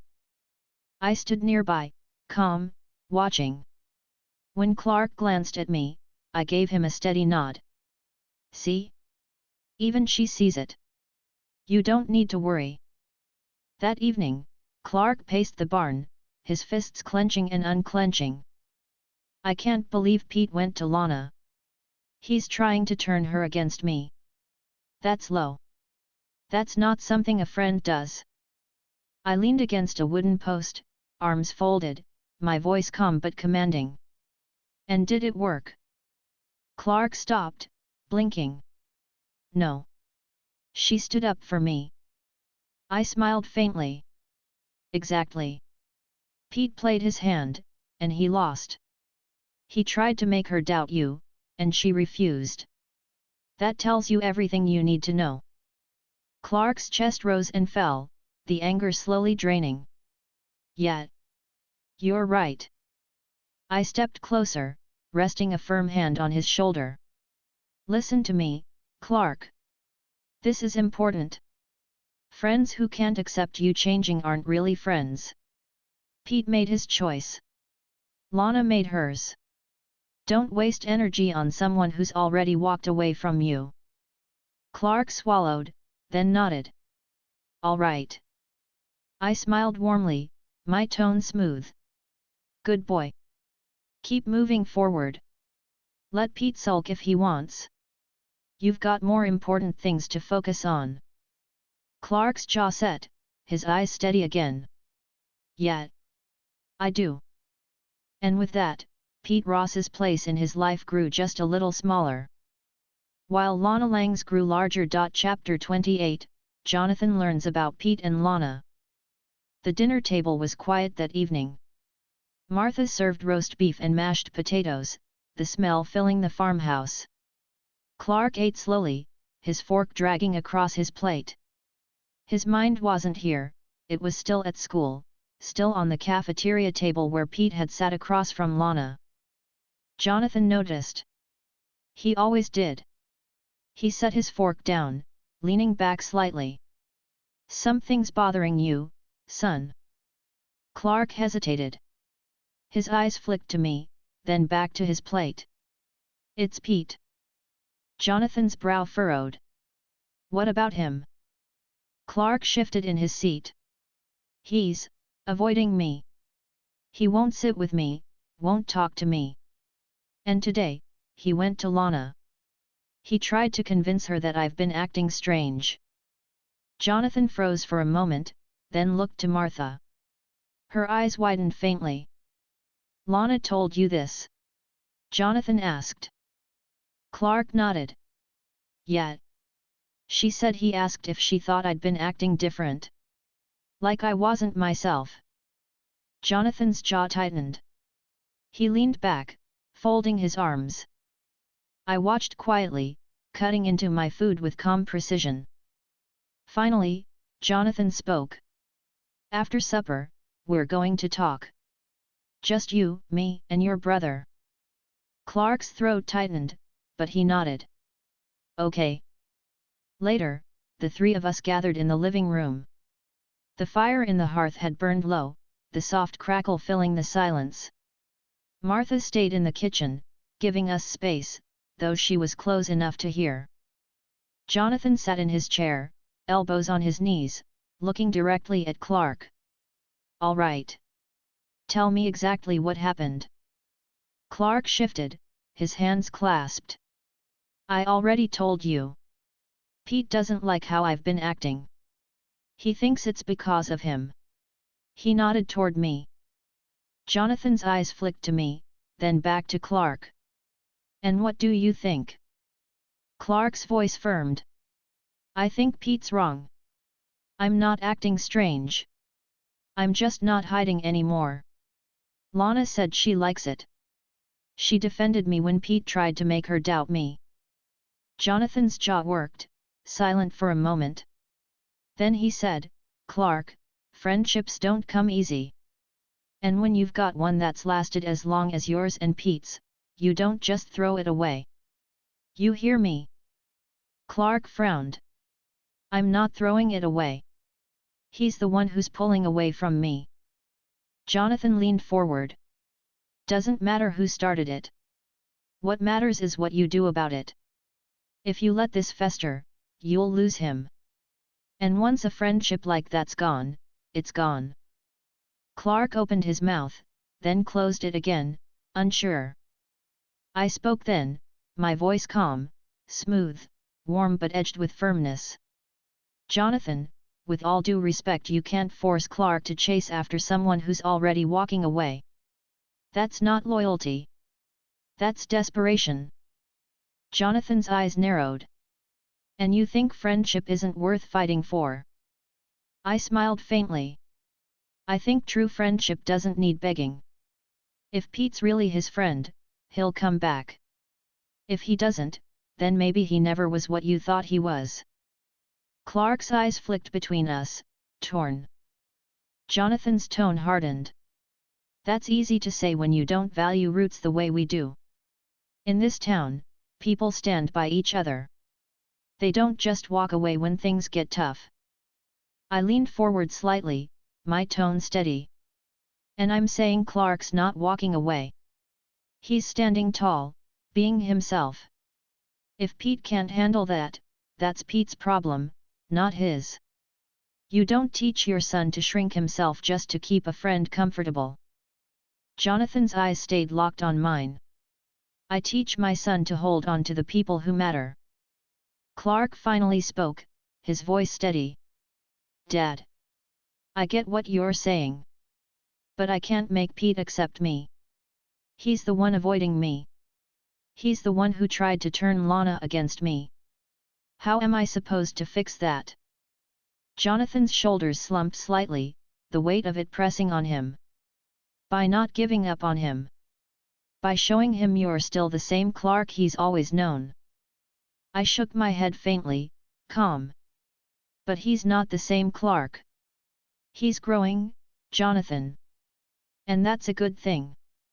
If Pete can't accept it, then Clark has to decide what matters more, his own growth, or keeping Pete happy. Clark looked at me, then at his father. His jaw tightened. I can't go back to being who I was just to make Pete comfortable. I won't. Jonathan studied him for a long moment, then sighed, leaning back in his chair. You sound just like him, he muttered, nodding at me.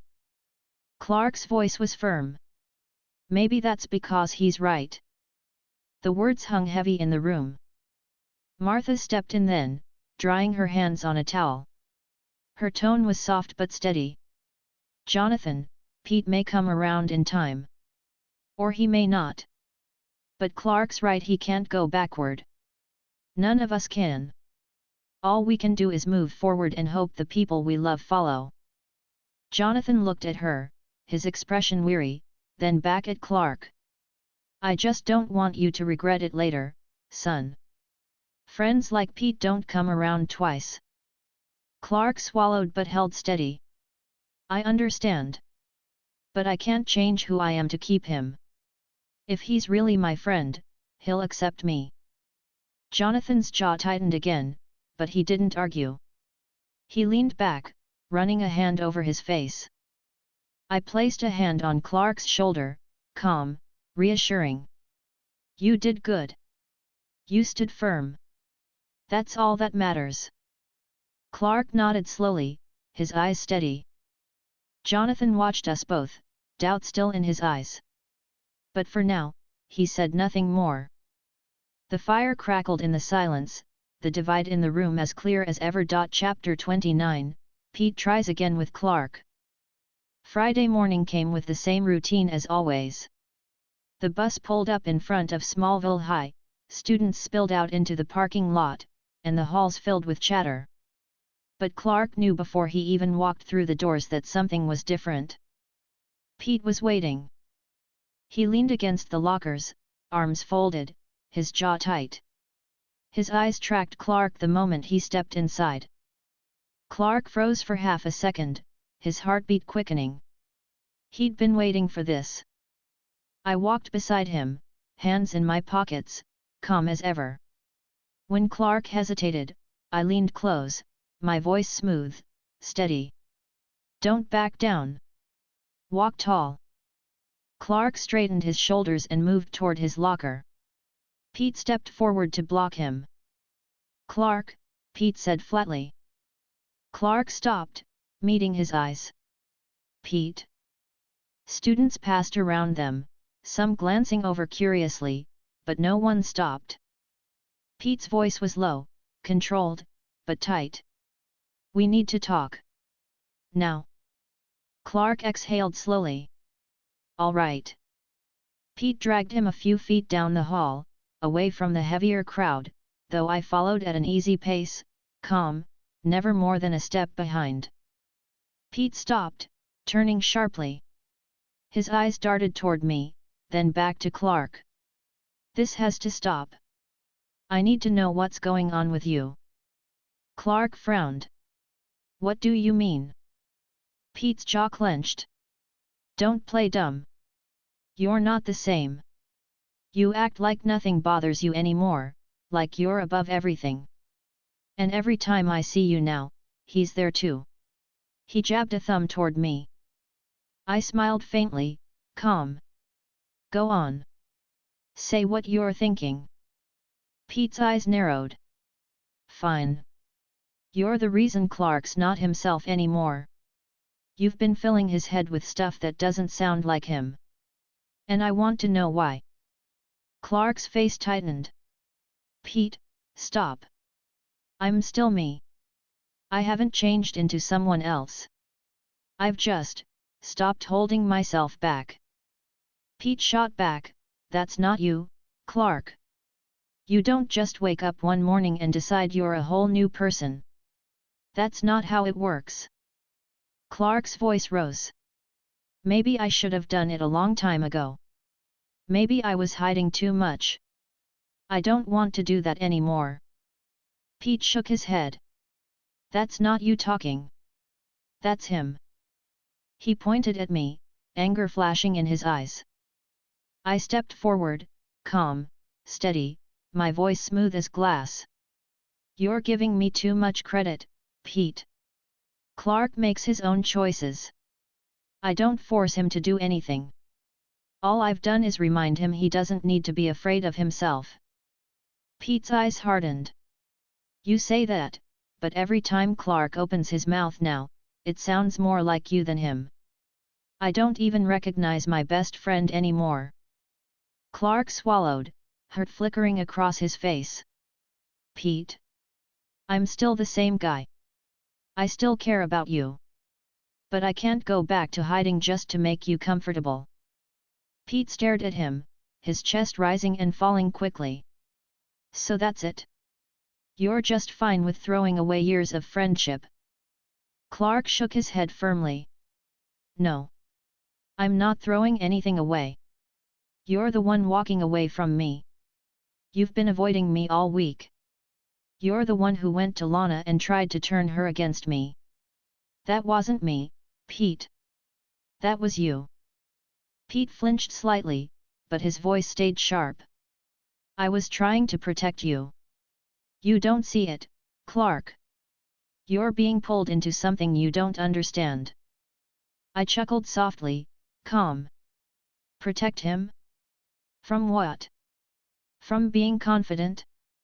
From not stumbling over his words every time he talks to a girl?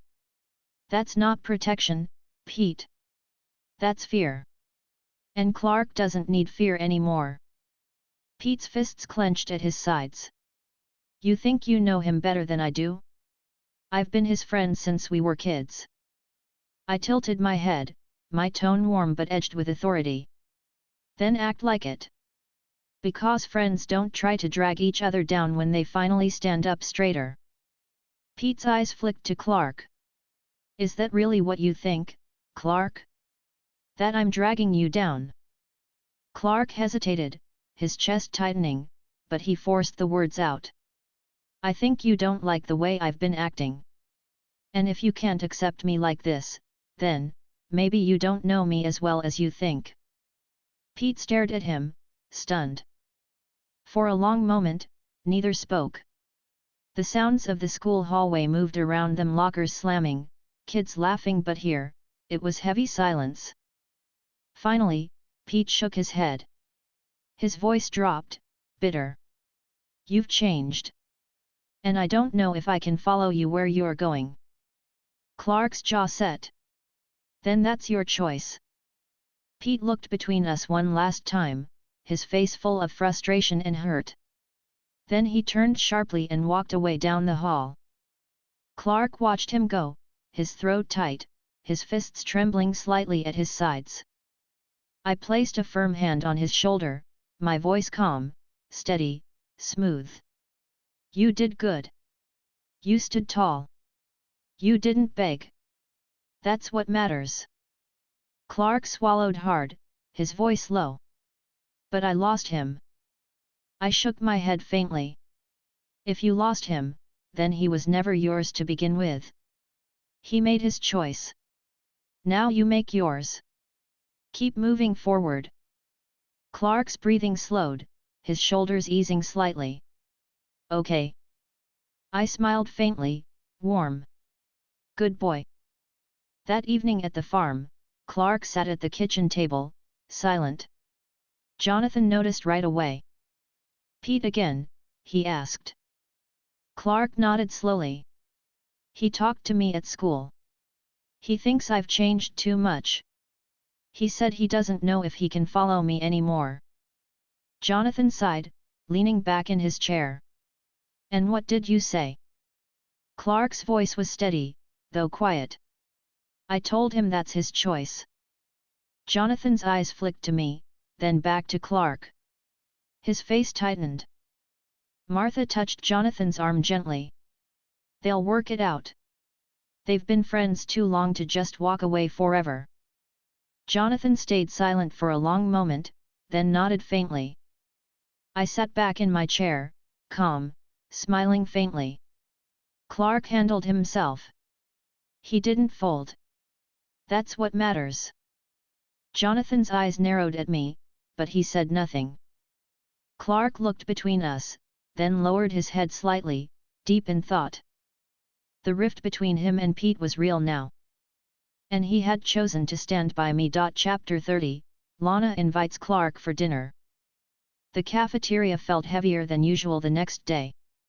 Clark sat at the table by the windows, picking at his food. Lana slid into the seat across from him, her smile soft but searching. "You okay?" she asked. Clark hesitated, then sighed. "Not really." "Pete again?" He nodded, his shoulders sagging. "Yeah. He confronted me this morning. Said I'd changed too much. Said he doesn't know if he can follow me anymore." Lana frowned.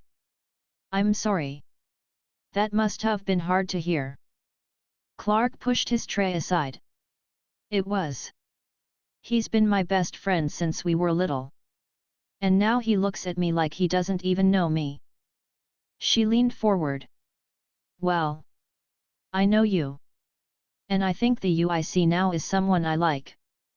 Clark blinked, his chest tightening, but she smiled warmly, her voice steady. "Why don't you come over for dinner tonight? My parents would love to have you. Maybe it'll help take your mind off things." Clark hesitated, glancing at me. I gave him a faint smile, my voice calm and smooth. "Say yes." Clark looked back at Lana, his voice quiet but firm. "All right. I'd like that." Her smile brightened. "Great. Come by after chores." That evening, after the farm work was done, Clark and I walked down the dirt road toward the Lang property. The sun hung low, painting the sky in shades of gold and red. Clark adjusted his shirt collar nervously. "What if I say the wrong thing?" he muttered. I clapped his shoulder firmly, my voice warm, confident. "Relax. You'll be fine. Be polite, smile, help when you can. Parents love that. And don't forget you're Clark Kent. You're exactly the kind of boy they want their daughter around." Clark managed a small smile. "You make it sound so simple." I chuckled softly. "Because it is. Just don't overthink it." The farmhouse came into view, the porch light already glowing. Lana stood by the door, waving when she spotted us. "You made it," she said brightly. Clark smiled, his nerves easing slightly. "Wouldn't miss it." She glanced at me, curious. "You staying too?" I smiled warmly. "Just to say hello. Then I'll give you two some space." Inside, the house was warm and lived in. The smell of dinner filled the air: roast chicken, baked potatoes, fresh bread. Mrs. Lang moved between the stove and the counter, while Mr. Lang set the table. "Clark," Mrs. Lang greeted with a smile. "So glad you could join us." Clark's voice was polite, steady. "Thank you for having me." Mr. Lang looked up, nodding. "Good to see you, son. Strong help with the chores last time." Clark's cheeks reddened, but he smiled. "Glad I could help." I stepped forward, shaking their hands with practiced ease. "Thank you both. Smells wonderful in here." Mrs. Lang beamed. "Thank you, dear. Will you be joining us?" I smiled faintly, shaking my head. "Not tonight. This is Clark's evening. I'll leave you to it." Lana's parents seemed pleased by that answer. I patted Clark's shoulder, leaning close. My voice was low, calm, steady. "Remember, smile, be polite, help when you can." Clark nodded, his chest rising with steadier breaths. I straightened, smiling warmly at the Langs. "Enjoy your evening."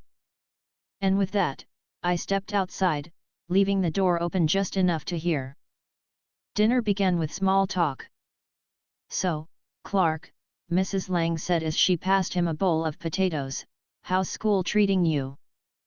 Clark spooned some onto his plate carefully. "It's good.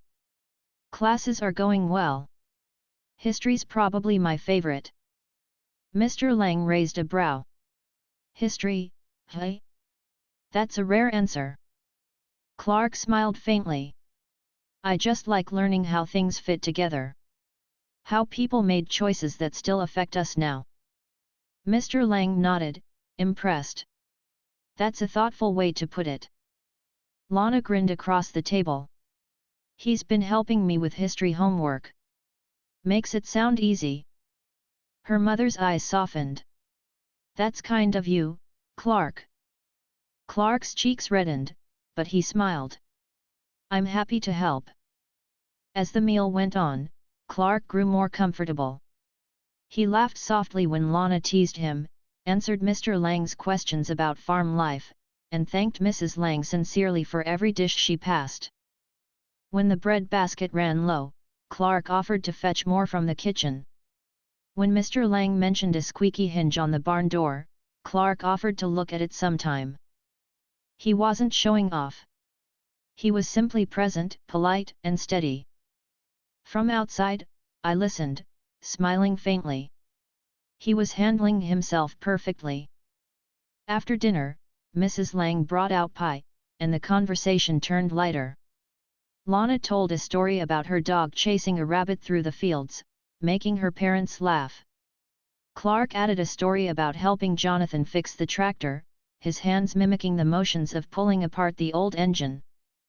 Everyone laughed when he described Jonathan's stubborn refusal to call a mechanic. Sounds like your father, Mr. Lang said with a chuckle. Clark grinned, more relaxed than he'd been in days. When the meal ended, Clark helped clear the table, carrying plates to the sink. Mrs. Lang smiled approvingly as he rinsed the dishes without being asked. You're a polite young man, she said softly. Your parents raised you well. Clark smiled, his chest warming. Thank you, ma'am. When it was time to leave, Lana walked him to the porch. Thanks for coming, she said warmly. My parents really like you. Clark smiled shyly. I'm glad. They're great. She hesitated, then added softly, I like having you here too. His heart jumped, but he managed to keep his voice steady. I like being here. She smiled, brushing a strand of hair behind her ear. See you tomorrow. Tomorrow, Clark promised. She waved as he stepped off the porch. I waited at the gate, calm, smiling faintly.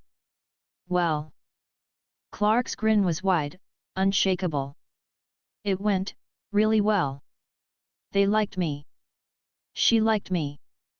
I clapped his shoulder firmly, my voice warm but commanding. Of course they did. You did everything right. That's how it's done. Clark laughed softly, the tension of the past week finally easing.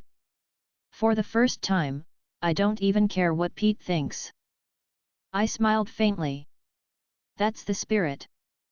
And together, we walked back down the dirt road toward the Kent farm, the night air cool and steady.